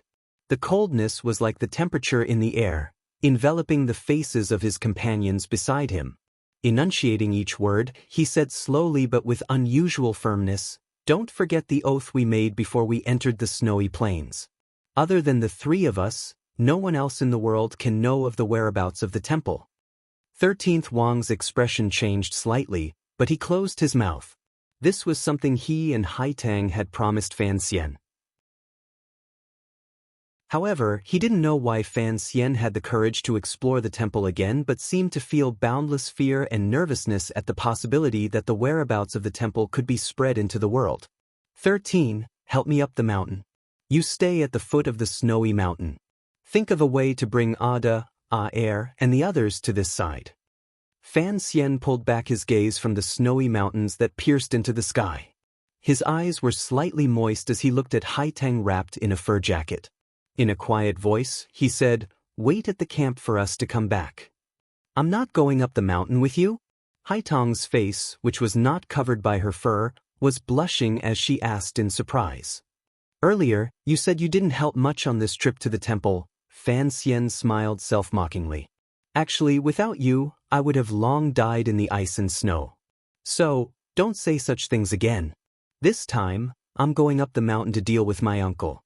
Regardless of whether it's you or 13th Wang, you won't be able to have any effect on this battle situation." He said apologetically, "These words are a bit rude, but, as you know, my uncle is indeed too powerful." Haitang and 13th Wang didn't say anything. Fan Xian continued calmly, "If I didn't need someone to support me, I wouldn't even want to bring 13th Wang. In a moment, the two of us will go up the mountain. You wait at the foot of the mountain and prepare to provide support. If things go wrong, we'll leave the mountain lightly. However, don't worry too much. According to the rules of the temple, other than me, as long as you leave the temple's boundaries, they won't initiate an attack. If it's to provide support, how long do I have to wait at the foot of the mountain for you?" A faint light swirled through Haitang's eyes as she asked faintly. A different feeling rose in her heart. In this wilderness of the mountain temple shrouded in wind and snow, human martial power appeared weak and small. Compared to that, the things in Fan Xian's mind were more worth relying on. 3 days, and 13 will be in charge of contacting you. If I let you leave... A faint worry suddenly appeared in Fan Xian's eyes. He looked very much like a frail youth. "You must leave immediately. At the very least, you must inform my wife and children what has happened to me." Haitang and 13th Wang sank into silence at the same time. The further up the mountain, the less wind and snow there was. The temple deep in the mountain range, hidden by the sky and ice and snow, was right above. The second time he had come, he was already an old friend. Naturally, he knew the old path. Fan Xian supported himself with one hand on the wooden stick and the other on 13th Wang's shoulder. With great difficulty, he climbed up the snowy mountain. Before long, he came to the serene and straight stone path. 13th Wang carried a large urn on his back. It looked very heavy. During these few months, 13th Wang had been training his body and mind in the cold ice and snow. His willpower was strong to the extreme, so he did not care about this kind of burden. Fan Xian looked at his figure. His eyes lit up slightly. He immediately restrained it. After coughing, he said, Even if we have to bury your teacher in the temple and complete his final wish, we still had to make this trip. 13th Wang was silent for a moment. He then said, "You don't have to worry about me. If it was only for this matter, I could have come alone. You seem to have naturally offended the gods in the temple. If I follow you, it will be much more dangerous for me." Fan Xian smiled and scolded, "You heartless thing." Teacher's final wish was for his ashes to be scattered on these stone steps. 13th Wang suddenly sighed and looked at the stone steps in front of him that reached into the sky. Fan Xian was silent for a moment. He then shook his head. The sword saint thought this was a godly realm, so he was willing to place it on these stone steps. "You and I have both been to the temple. We know it is not a godly realm. Are you still going to do as he wishes? Then what should we do? Carry it on your back and listen to me in a bit." Ever since that snowy night a few years ago, 13th Wang had been sent to the Qing kingdom by his teacher, Sigujien, to be by Fan Xian's side. He had grown used to listening to Fan Xian. Although Fan Xian saw him as a friend, 13th Wang did not have much self-awareness as a partner. Perhaps it was because he was too lazy to think too many complicated things, or because he wholeheartedly served the sword. He left all the things that needed to be done with his brain to Fan Xian. Fan Xian said he would listen to everything he said. 13th Wang also listened to everything he said. Carrying the heavy urn of ashes, he supported the heavily injured Fan Xian and climbed step by step toward the snowy mountain. After climbing for an indeterminable amount of time, they finally reached the end of the long stone steps. The gray eaves and black walls, incomparably dignified and vast temple, once again appeared before the eyes of mortals. Although this was his second time coming, 13th Wang still couldn't help but feel a faint surge of emotion upon seeing the temple's true appearance. Fan Xian's mood was very calm. However, the air in his chest was a bit agitated. He began to cough violently. The sound of his coughing spread disrespectfully through the large platform in front of the temple and traveled far into the snowy valley in the mountain range. 13th Wang glanced at him nervously. Since he had come to steal, he should at least have some self-awareness of plucking flowers. How could he be so presumptuous? It was as if he was afraid the temple didn't know there was someone outside. Fan Xian coughed for a long time until his body was bent like a shrimp. He almost tore open the wound on his chest. Only then did he slowly straighten his body. His back was perfectly straight. His pupils constricted slightly as he looked coldly at the large sign above the temple, as well as the word, "not," and 3 M's on it. He maintained a frightening silence. Of course, the temple knew there was someone outside. Presumably, it also knew the target he wanted to eliminate. Yi Qingmei's son, Fan Xian, had also come to the temple. What made Fan Xian feel slightly uneasy was that the temple's current silence appeared strange. He couldn't help but think of Uncle Wu Zhu's purposeful and merciful stab. He was not silent for long.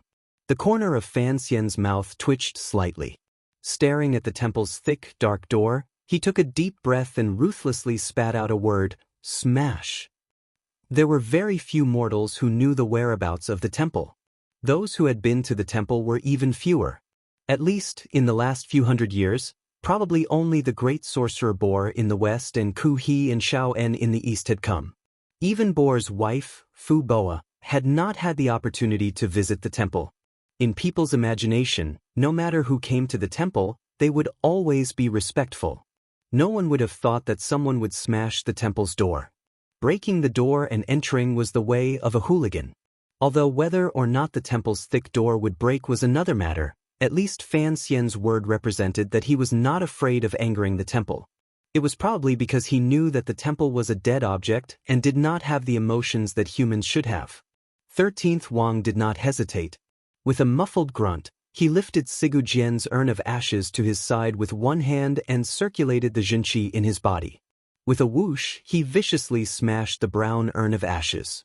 With a bang, the urn of ashes was smashed into pieces against the temple's thick door, sending up countless clouds of dust. Occasionally, a few pieces of bone that had not been burned to pieces flew out. The pink mist formed by the bone ashes gradually dispersed. The thick main door of the temple was not smashed, but there was a deep mark on it. It looked somewhat miserable. What was especially glaring was that beside the mark, there was a piece of bone piercing deeply into the door. It was like a sword. 13th Wang's lips were slightly dry. His eyes stared fixedly at the piece of bone. He thought to himself that even though his teacher had died, the remains he left behind were still full of sword intent. This was the perplexed feeling of being a disciple. 13th Wang looked at Sigujian's ashes scattered on the temple's front door and stone platform. For some reason, he became excited. The last sliver of fear and nervousness in the depths of his heart had disappeared. Fan Xian suddenly laughed in a raspy voice. If your teacher knew that his bones could smash the temple's front door again, his spirit would probably fly around happily. These two young men understood Sigujian's intentions very well. They knew that smashing the urn of ashes on the temple's door was very much in line with the great grandmaster's thoughts. 13th Wang finally also laughed out loud. The only thing that needed to be considered was that since the temple's door had already been smashed, the temple had to have some sort of reaction. 13th Wang accepted the wooden stick from Fan Xian's hand. His waist lowered slightly.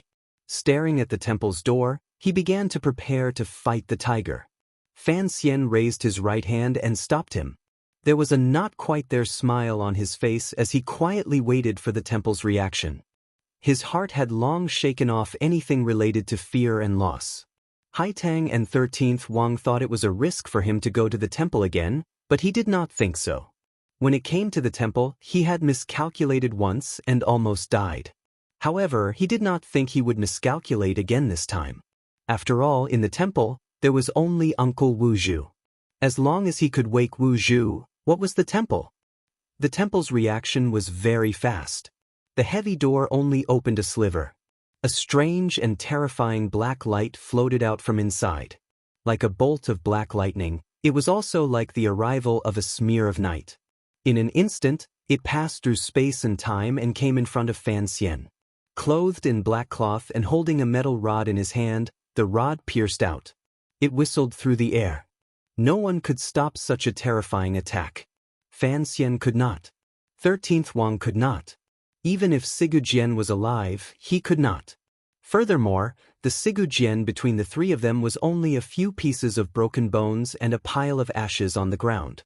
The emotionless and callous metal rod was about to pierce in front of Fan Xian's body when it suddenly stopped. To be able to recover to absolute calmness so quickly, what kind of terrifying power was this? Fan Xian calmly looked at the familiar relative in front of him, the unfamiliar powerful warrior and guard of the temple emissary. Are you curious? No one knew if it was because Wu Zhu had recognized the mortal in front of him as the target the temple needed to eliminate or because Fan Xian had said such strange words. In any case, Wu Zhu's metal rod did not pierce out. It only stopped in front of Fan Xian's throat. The tip of the metal rod was not very sharp. It did not carry any powerful zhenqi that made one tremble. It only maintained a distance between it and the soft bones of Fan Xian's throat. All the person holding the metal rod needed to do was shake their fingers and Fan Xian's throat would break and he would die. 13th Wang watched this scene nervously from the side. He finally believed Fan Xian's words. In front of this strange plain-clothed great grandmaster, no one could help Fan Xian.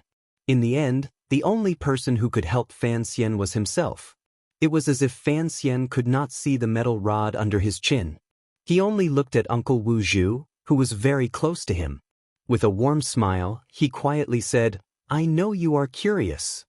You are curious as to why you would go against your instinctive obedience to the old man in the temple and let me out of the temple that day, even though you knew I wasn't dead." Fan Xian's eyes were bright. "You are curious as to who I am and why I clearly do not exist in your memories, but when you look at me, I feel very familiar and close." Fan Xian's eyes were clear and spirited. "You are more curious as to how I avoided your sure-kill strike that day. You are the emissary of the temple. I am a mortal of the world, a target that the temple must eliminate. Why do I understand you so well?" Fan Xian slowly said as he looked at Uncle Wu Zhu's indifferent face. "Of course, please believe me. In this world, no one knows better than me what your greatest curiosity is right now. You are curious as to why you feel a sense of familiarity and closeness. What you are most curious about is why you are curious.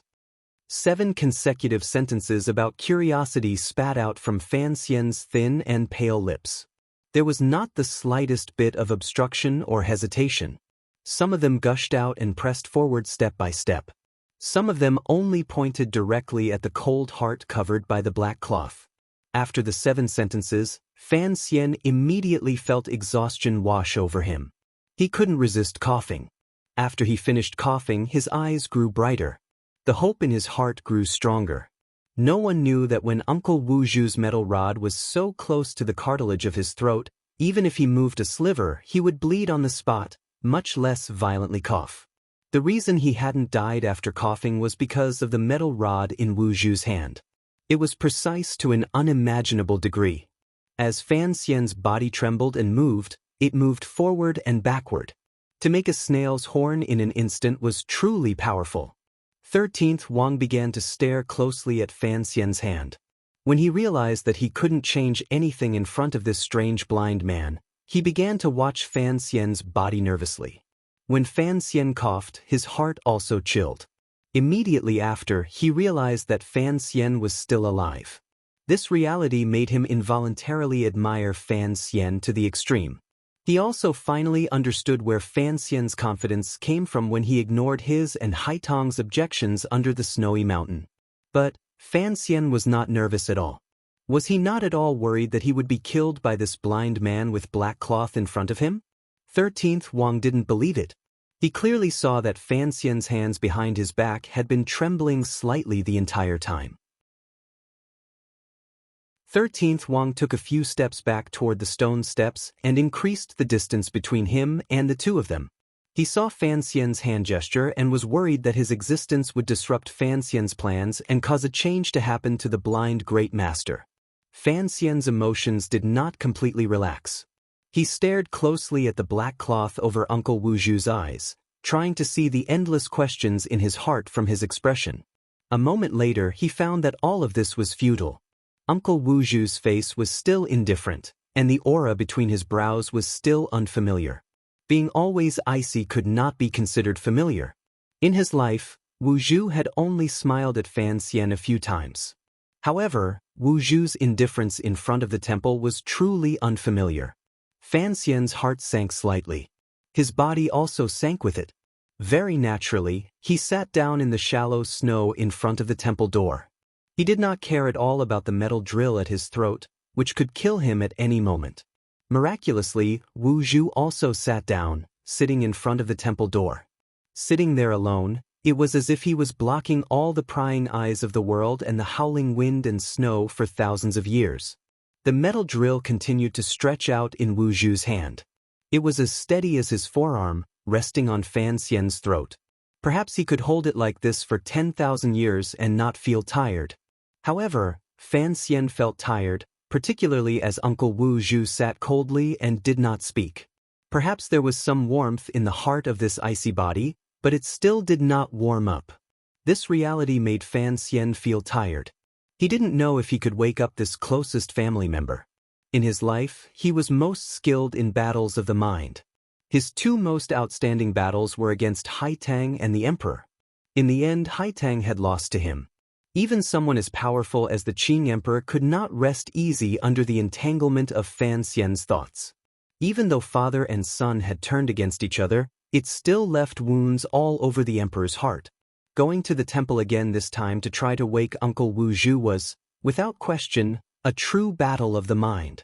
However, it was also the most difficult battle of Fan Xian's life. Uncle Wu Zhu was not immortal. From his body to his thoughts, he was not immortal.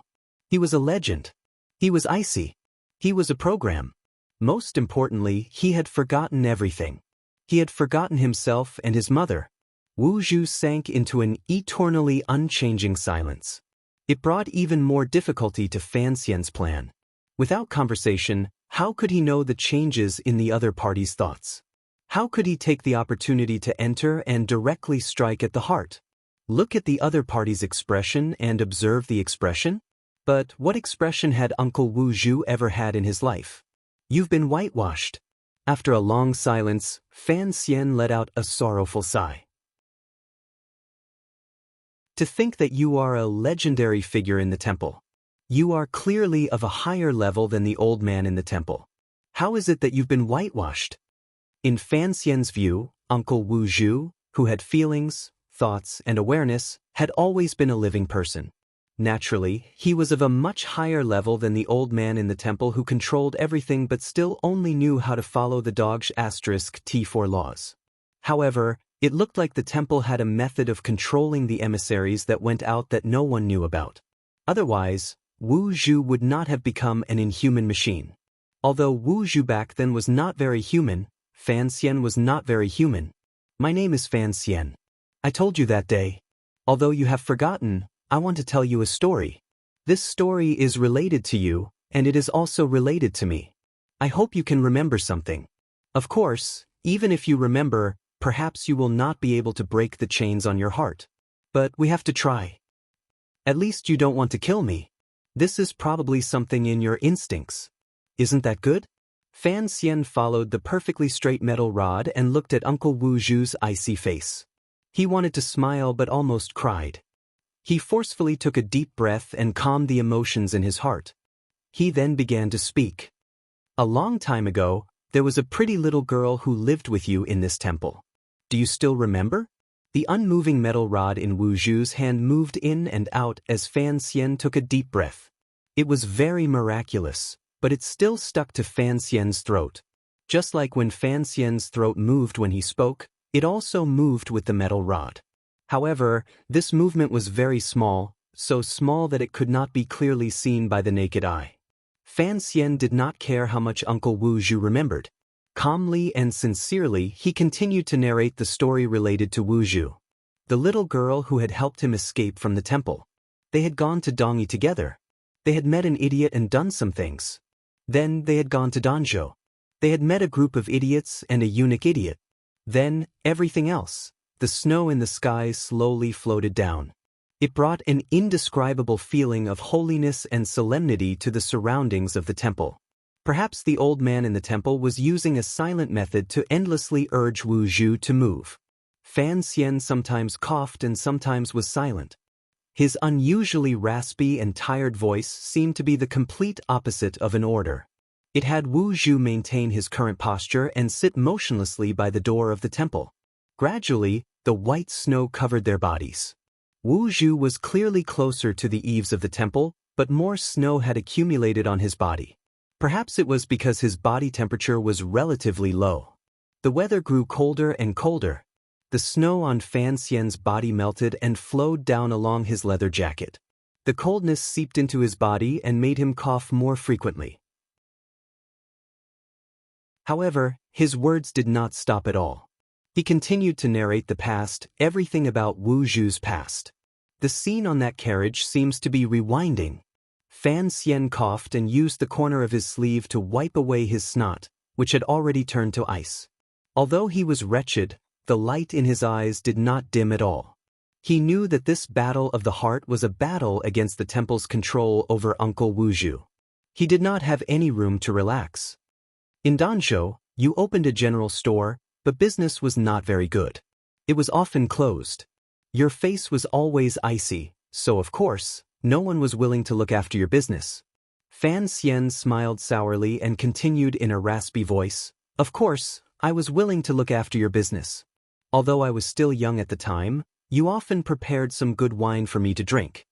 As he spoke, Fan Xian seemed to have returned to his childhood after his rebirth. At that time, life in Danzhou was somewhat dull and tedious. His grandmother treated him strictly but kindly and refused to slack off in her studies.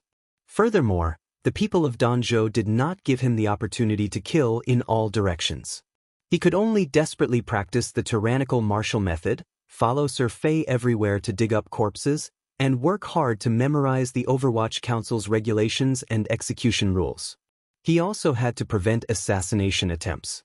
However, those were, after all, the happiest days of Fan Xian's 2 lives. It was not only because of Danzhou's refreshing sea breeze and the beautiful camellias covering the mountain. It was also not because of Dong Er's gentleness or the 4 serving girls' loveliness.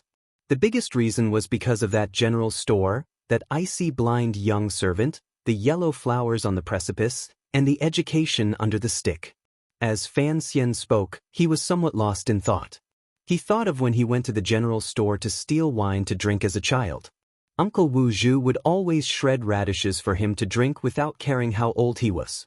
Involuntarily, a glimmer of warmth rose to the corners of his lips. Like a magic trick, Fan Xian took out a radish from his swollen leather jacket and then a kitchen knife. He began to chop at the green stone ground in front of the temple, cutting the radish.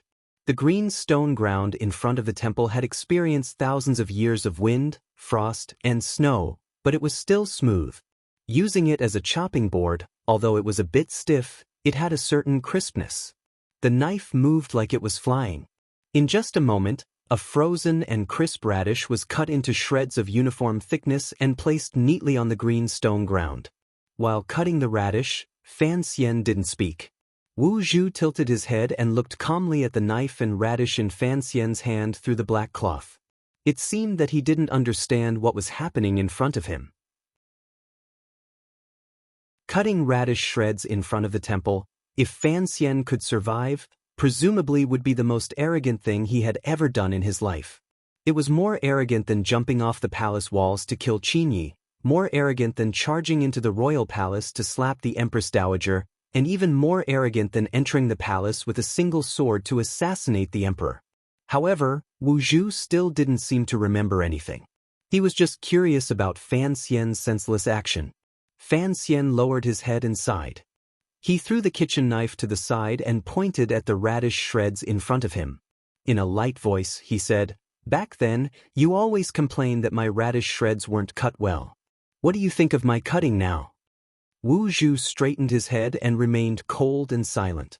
A thick coldness grew in Fan Xian's heart. He suddenly felt that he was doing useless work. No matter what he did, it was impossible to wake Uncle Wu Zhu. Uncle Wu Zhu was already dead and would never come back to life again. The world was very cold. The temple was very cold. However, Fan Xian seemed to have only just felt it. His entire body shivered. He suddenly gritted his teeth with all his strength. He bit down until a trail of blood seeped out from the corner of his lips. He stared fixedly at Wu Zhu angrily. It was a long time before his emotions calmed down. In a dark voice, he said, "I don't believe this. Don't pretend. I know you remember. I know you remember." Fan Xian's voice was extremely raspy. The continuous talking had hurt his vocal cords. "I don't believe you've forgotten the many years we spent together on the cliff. I don't believe you've forgotten. That night when we were talking about the chest and mother, you smiled. Have you forgotten? What about that rainy night? You tricked Hong Xiang out of the palace. Later, you bragged to me that you could kill him. We stole the key back and opened the chest. Then you smiled again." Fan Xian coughed violently and scolded, "You clearly know how to smile. Why are you pretending to be dead?" Wu Zhu still did not move. The metal drill in his hand also did not move as it pierced Fan Xian's throat. The snow continued to fall coldly. In front of the temple, other than Fan Xian's voice, there was no other movement. Gradually, the sky darkened slightly. Perhaps it was already night, or perhaps it was just the clouds thickening. However, the snow above Fan Xian's head stopped. A rustling sound rang out. 13th Wang's head was covered in sweat.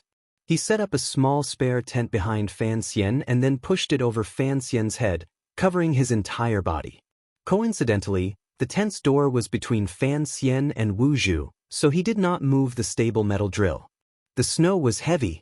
13th Wang was worried about Fan Xian's health, so he had gone through a lot of trouble earlier and rushed back to the camp as quickly as possible. He had brought a small tent to help Fan Xian block the snow. No wonder he was panting so heavily. Perhaps Fan Xian knew, or perhaps he didn't. He only stared unblinkingly at Wu Zhu with his absent-minded or lifeless eyes. In an unpleasant and raspy voice, he spoke with all his might. Fan Xian was not a chatterbox. The words he said that day were probably more than he had in his entire life. After 13th Wang finished all this, he glanced at the two strange people at the door of the temple with a complicated expression. He once again sat down on the stone steps covered in snow. Only 3 idiots could do such an idiotic thing. A day and a night passed. The metal drill in Wu Zhu's hand didn't leave Fan Xian's throat for a day and a night. It seemed that even he didn't know why he didn't want to kill this talkative mortal in front of him. Fan Xian spoke nonstop for a day and a night. It seemed that even he didn't know that his saliva had long dried up. The food and water that 13th Wang had brought had all been put aside by him. His saliva dried up and regrown. After his vocal cords were damaged, they were extremely raspy. In the end, the spittle he brought had even been dyed pink. His throat began to bleed.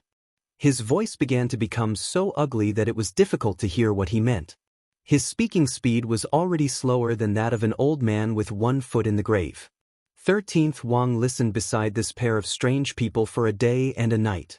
He began to listen very seriously. In Fan Xian's bloody and tearful complaints to Wu Zhu, he heard much of the truth of the turbulent times in the land. He learned of many magnificent figures. He also learned of Fan Xian's childhood and life as a youth. When Fan Xian began to repeat his life biography for the 3rd time and took out a kitchen knife for the 4th time to mimic the action of slicing radishes, hoping that Wu Zhu would remember something, 13th Wang couldn't bear to listen anymore. He hugged his knees and sat by the stone steps. Looking at the strange and beautiful shadows in the distance on the snowy mountain range, his fingers unconsciously gathered the ashes and traces of ashes by his side. It was Sigu Jian's remains. When Haitang walked to the door of the temple, this was the scene she saw. She saw 3 idiot-like people. 13th Wang was sitting on the stone steps in a daze, playing with his teacher's ashes. Fan Xian was sitting like a little statue of a village god in the doorway of a small tent. He continued to speak in a raspy and unpleasant voice, as vague and difficult to understand content that was like a heavenly book. Wu Zhu extended the metal drill and didn't move at all. He was very much like a statue. This statue was covered from head to toe in snow and didn't have a glimmer of life. The metal drill lay between Wu Zhu and Fan Xian. It was as if it separated 2 completely different, untouchable worlds. Regardless of whether it was thrust out or pulled back, perhaps everyone present would feel much better. Yet, it was this coldness and stability that lay between the 2 of them. It made one feel endless sorrow and pain. One person couldn't bear to leave, but the person who couldn't bear to leave still didn't understand. The most painful thing in the world was nothing more than not understanding. With just one glance, Haitang knew what had happened during this day and night. A bitterness that was difficult to suppress rose in her heart.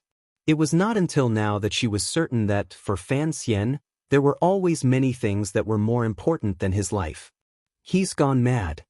Haitang looked in a daze at the clearly inauspicious red flush on Fan Xian's face. She listened to his raspy, slow, and indistinct voice. She looked at the specks of blood-colored saliva on the snow on Wu Zhu's body. Her heart felt a stabbing pain. 13th Wang stood with unusual difficulty.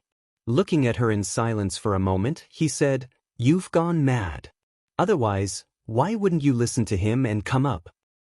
"I just felt that since he was going to die, I also wanted to see him die." Haitang glanced at 13th Wang and said with her head slightly lowered, "He won't be able to hold out for long. His injury has never healed. That day, he was stabbed through and lost too much blood. Even if he wanted to pass through the icy plains and return south, it would be a difficult task. Furthermore, he doesn't care for his life and insisted on trying." 13th Wang turned around and stood side by side with Haitang. He looked at Fan Xian, who seemed to know nothing and feel nothing and continued to try to wake Wu Zhu. Calmly, he said, "He's been talking for an entire day and night and has been frozen for an entire day and night. If he continues like this, there is only death. Can you persuade him to leave? It looks like the blind great master didn't listen to the order of the immortals in the temple to kill him. It would be better if you killed him. Then you wouldn't have to be like me last night, hearing his hopeless voice the entire time." 13th Wang suddenly smiled and said, "However, I truly admire Fan Xian. It is very rare to see someone so ruthless to himself." Haitang looked at Fan Xian's pale, flushed, and exhausted face. She looked at it for a long time. Suddenly, her body trembled slightly. A glimmer of light rose in her eyes that was brighter than the mountain range and valley. 13th Wang suddenly felt a ripple beside him. He stared at Haitang with wide eyes. A mouthful of fresh blood sprayed out and struck the black cloth close to him. It then flowed down the icy snow on that icy face. It appeared particularly ghastly. However, Wu Zhu still did not move. With unusual difficulty, Fan Xian wiped away the blood at the corner of his lips. He knew that he was at the end of his rope. A hopeless feeling rose in his heart. The family in front of him was still unfamiliar, still cold, still soulless, still dead. Fan Xian couldn't help but shiver again. He suddenly remembered that Uncle Wu Zhu had always been responsible for spreading the fire seed for the temple and had walked the world for tens of thousands of years. He probably had hundreds of thousands of years' worth of memories in his mind. Perhaps, the unforgettable memories he had coughed up blood and repeated this day and night were only common existences for the body in front of him that was as cold as a snowy mountain. It was the same for his mother, Yi Qingmei's memories. It was as if he could use these common stories to awaken a person with countless experiences and memories. What a childish and absurd idea. Thinking of this, all of Fan Xian's hopes turned to dust. A sense of hopelessness rose in his eyes. His voice was slightly twisted. It appeared particularly distressed and unclear. He roared in a raspy voice at the eternally unmoving Uncle Wu Zhu in front of him. "How could you forget me? Are you addicted to amnesia? Last time, you at least remembered Yi Qing. How could you forget even me this time?" The metal drill was close at hand, still at the vital point of his throat. Fan Xian's entire body trembled. His body was stiff. He sank into a death-like silence because he had already lost his voice. He could no longer say anything. His body trembled more and more violently. The hopelessness in his eyes had long transformed into the flames of madness and anger. He stared fixedly at the black cloth on Wu Zhu's face. A sinister and vicious expression suddenly flashed across his face. He leaped toward the other party. Fan Xian's body had long been frozen. Although he had leaped, in reality, he was falling straight toward Wu Zhu's position. His throat crashed into the metal drill. The tip of the metal drill retreated swiftly, but Fan Xian still fell down. He fell down heavily. Thus, the metal drill in Wu Zhu's hand could only retreat further. When there was nowhere else to retreat, he could only let go, allowing Fan Xian, who had been frozen like a popsicle, to fall in front of him. Fan Xian extended a hand and viciously grabbed a corner of Wu Zhu's clothes. Snow rustled and fell down. He stared into Wu Zhu's eyes. Although he could not speak, the vicious and self-confident look in his eyes declared one thing. "You don't want to kill me. You don't want to kill me. You can't kill me. Although you don't know who I am, your instincts, your heart, have me. Come with me."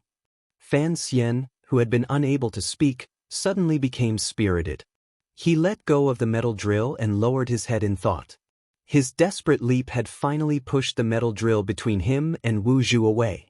The distance between the two worlds could not be any closer. It was at this moment that Fan Xian made his request. Wu Zhu was silent for a long time. His face was still expressionless. "I don't know who you are." When you don't know anything, just follow your heart. What is the heart? Feelings. Feelings are only a method humans use to deceive themselves and numb themselves. In the end, they can only deceive for a while. Life has always been a moment plus a moment. If you can deceive for a while, you can deceive for a lifetime. If you can deceive for a lifetime, how can it be considered deceiving? But I still don't know who you are. I also don't know who I am. You don't need to know who I am. If you want to know who you are, you have to come with me. I know you are curious. Curiosity is a feeling that only humans have. You are human. Only humans want to know what is on the other side of the mountain, what is on the other side of the sea, what are the stars, what is the sun. What is on the other side of the mountain? You have to see for yourself. Since you want to know what is outside the temple, you have to come with me. Why is this conversation so familiar? But I still don't quite understand it. Do not be at a loss. flash like lightning and let out a thunderbolt from your eyes. Do what you think. If you can't figure it out, follow your heart and leave this temple where even birds don't shit. But the temple, these conversations did not actually happen. At least, Wu Zhu and Fan Xian, who was lying in the snow, did not have such a conversation. After Fan Xian said those 3 words, the two of them only looked at each other in silence. Then Wu Zhu, with great difficulty, bent his body and picked up Fan Xian. He then placed him on his back. It was just like the blind young servant carrying the infant many years ago. Fan Xian felt the icy cold back in front of him, but he felt it was unusually warm. The expression on his face was indifferent because the emotions in his heart could not be expressed with any expression. He wanted to cry, but he also wanted to laugh. He knew that Uncle Wu Zhu still did not remember anything, but he knew that Uncle Wu Zhu was willing to leave this broken temple with him. Thus, he wanted to cry out happily, but he could not. He wanted to cry out loud, but he was so cold that he curled up into a ball. He could only cough furiously, endlessly coughing up blood. Then Fan Xian saw Haitang and 13th Wang, the 2 most powerful young warriors in the world. At this moment, their faces were pale, and their eyes were dim. It was as if they had just experienced the most terrifying thing in the world. What was most frightening was that both of them were trembling all over. It was as if they were about to lose control of the terror in their hearts. What had happened to make Haitang and 13th Wang like this? 13th Wang looked at the scene in front of him and knew that Fan Xian had won. However, there did not seem to be a glimmer of happiness on his face. There was only lingering fear and a glimmer of faint regret. His entire body trembled like the second disciple of Wu Zhu. Gazing at Fan Xian, he said in a dry voice, "We destroyed the temple." The title of the chapter is from an old book, The Most Powerful, My Name. If you have time, you can read it.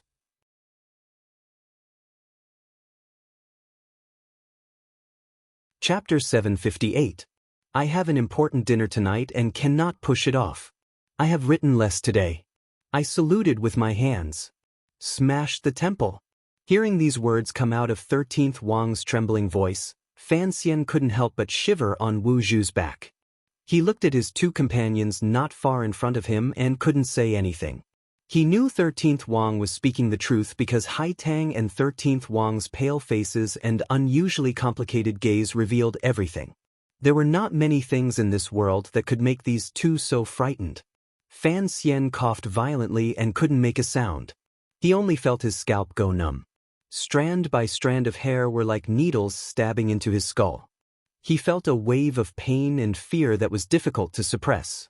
He was not afraid that after the temple was smashed, the old man formed from specks of light would immediately use a weapon of mass destruction to kill him. It was just the ruins of a broken temple with a guide. If it was smashed, then it was smashed. What was he afraid of? He was worried about the person in front of him. He was worried that after Wu Zhu heard the news of the temple being smashed, he would remember his duty as a temple guard. In an instant, Fan Xian changed his mind. When the temple was smashed, Uncle Wu Zhu must have known what was happening inside. He hadn't moved earlier. He couldn't possibly move now, could he? He had extravagant hopes in his heart because right now, his body and spirit were both extremely weak. He could no longer fiercely respond. He had spent an entire day and night, and in the end, he had risked his life to move the icy heart under the black cloth and persuade Wu Zhu to leave with him. If anything happened now, he might even have the heart to die. Fan Xian would not blame Haitang and 13th Wang. He knew that his 2 companions saw that he was about to die and couldn't bear to watch. That was why they had made such an unusually daring move. Perhaps it was because the temple had been smashed that Uncle Wu Zhu had one less spiritual shackle and had become a living person from a statue. Thinking of this, he felt even more gratitude toward Haitang and 13th Wang. He knew that these 2 did not have the knowledge and experience of his previous life. In their hearts, particularly in Haitang's heart, she had spent her entire life serving the temple. At this moment, she had smashed the temple for him. A number of thoughts flashed through Fan Xian's mind like flowing light. He nervously watched Uncle Wu Zhu's thin and steady shoulders in front of him. Wu Zhu did not move. When Fan Xian coughed up blood in an attempt to wake Wu Zhu, Hai Tang and 13th Wang floated in through the slightly ajar door of the temple. At that time, Fan Xian's entire attention was focused on Wu Zhu in front of him and did not notice at all. Wu Zhu also seemed to have ignored him due to some fluctuating emotions. Thus, Hai Tang and 13th Wang went in and smashed. After they were done, they came out like thugs who had confiscated property. However, their bodies were still trembling. The paleness of their faces had not improved at all. They had never thought that in this lifetime, they would not only be able to come to the temple to worship, but they would also be able to smash the things in the temple into a mess. In the eyes of the people of the world, the status of the temple was lofty and illusory. Furthermore, a few days ago, they had personally seen the immortal floating in midair.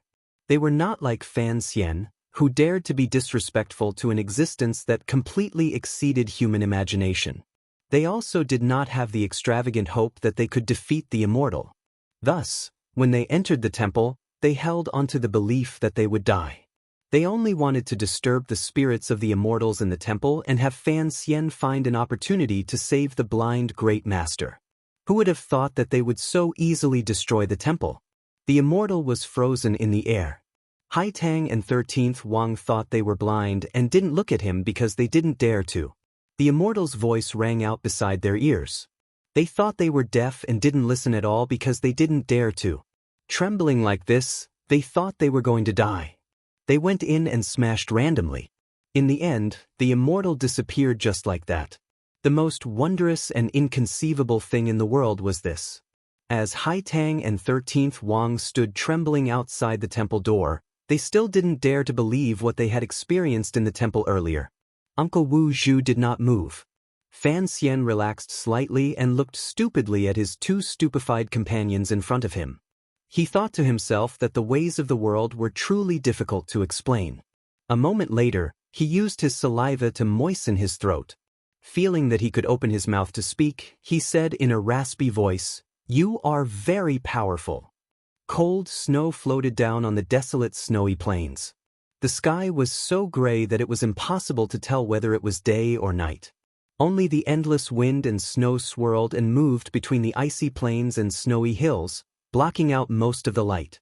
Amidst the deathly silence, the occasional not very loud barking of a dog could be heard, startling the thousands and tens of thousands of years of silence in the snowy plains of the extreme north. A few sledges were moving with difficulty toward the south in the wind and snow. On the sledge at the very front stood a young man holding a wooden stick. Facing the wind and snow, he narrowed his eyes and looked in that direction. The second sledge was arranged particularly tightly. In front of it was a snow canopy that blocked out the wind and snow. On the sledge, a pale-faced young man was half lying in the arms of a girl. However, the girl was wearing a fur coat, so it was impossible to see her figure. At the back of the sledge procession was a youth wearing cotton clothing. His eyes were covered with a black cloth. He followed at a moderate distance. Pulled by the snow hounds, the sledges moved quickly. However, this blind youth took steady steps. He did not appear fast, but in reality he was not pulled down at all. Fan Xian gently turned his neck and turned his head to glance at the back of the procession, at Uncle Wu Zhu, who was walking step by step in the ice and snow. A faint sorrow and disappointment rose in his eyes. However, he didn't say anything. He closed his eyes again and began to use the yuanqi in the wind and snow to heal the injuries in his body. Most of the dozens of snow hounds had died on this difficult journey. Only 11, led by Ada and Aer, remained. These snow hounds had probably never been to such a northern and cold place in their lives. Their animal instincts made them fearful and uneasy. That was why, under 13th Wang's suppression, they still couldn't stop themselves from barking a few times at the gray sky. Fortunately, this was the second time they had been on this path. Otherwise, who knew if these snow hounds would be scared stiff by the unmelting ice and snow and the lifeless world. After coming down from the snowy mountain, Wu Zhu still maintained his coldness and silence. He only followed Fan Xian's procession from a distance and didn't open his mouth to say anything. He still didn't remember anything. Perhaps, It should be said that he didn't know anything. He was just an icy shell. Yet, because of a speck of light in his soul, he descended the snowy mountain, left the temple, and began to follow the sledge procession south, if Wu Zhu had a soul. Thus, Fan Xian was sad and disappointed. He didn't know how long this situation would last.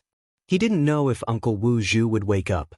If he truly couldn't wake up, this Wu Zhu would still not be the Wu Zhu he was. A snowflake was picked up by the wind and floated into the sleigh in a strange curve, covering Fan Xian's eyes. Haitang was slightly startled. She was about to use her finger to brush the snowflake away when unexpectedly, Fan Xian opened his eyes and looked at her with a slight smile. There was an indescribable feeling in the warmth of his smile. Haitang avoided his gaze and looked at 13th Wang standing in the snow in front of her. Her face blushed faintly. It had been a number of years since the two of them had first met. She rarely showed such a girlish side in front of Fan Xian.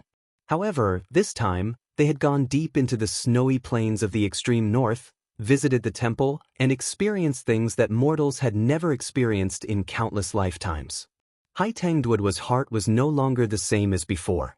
Fan Xian saw her avoid his gaze, but his smile did not fade. On the contrary, he felt warmth in his heart. The matter of the temple being smashed had the greatest impact on his emotions. He knew that at the time, Haitang and 13th Wang had gone with the intent to die. Most importantly, the two of them had to suppress their innate reverence and fear toward the temple. This kind of friendship was rare in the world. His eyes narrowed slightly. His gaze pierced through the wind and snow and landed on the snowy mountain far behind him. Logically speaking, the snowy mountain should have long disappeared from sight. However, he always felt that the snowy mountain was there and the temple was there. The day before, in the snowy mountain, Fan Xian had entered the temple again in the end. He also saw the messy state of the temple. His emotions were unusually complicated. There was also a faint sense of sorrow and pity. After all, it was the last remnant of his world. If it was truly destroyed in his hands, fortunately, as Fan Xian had expected, the spots of light condensed again. The gentle but actually emotionless old man of the temple appeared again. Perhaps the temple had already determined that the first and last emissary in the temple had already broken free of control, so it did not say anything about clearing out the target again. Even Fan Xian had not found the center of the temple or the last military museum. Haitang and 13th Wang had probably only destroyed a few ancillary facilities. In the temple, Fan Xian and the elder had a final conversation. As for what they talked about, only Fan Xian knew. After this conversation, Fan Xian resolutely left the temple and left the old man alone in the snowy mountain. "I'll leave you for a lifetime and wait for the temple to regenerate itself. You'll be able to survive and die alone." This was Fan Xian's revenge against the temple. He believed that in such a world of ice and snow and without the support of resources, the temple could not cause any trouble. If it truly had such power, it would not have watched as the emissaries in the temple died one by one without being able to do anything about it. Besides, there was still Wu Zhu in the world. You're tuning in to the Dreamy Chapters YouTube channel. We're so grateful for your support, and don't forget to subscribe to join us on this incredible journey through captivating stories. Your generosity through donations truly makes a world of difference, as it's the primary source of revenue that allows me to expand and enhance this channel for you. Thank you from the bottom of my heart for being a part of this adventure.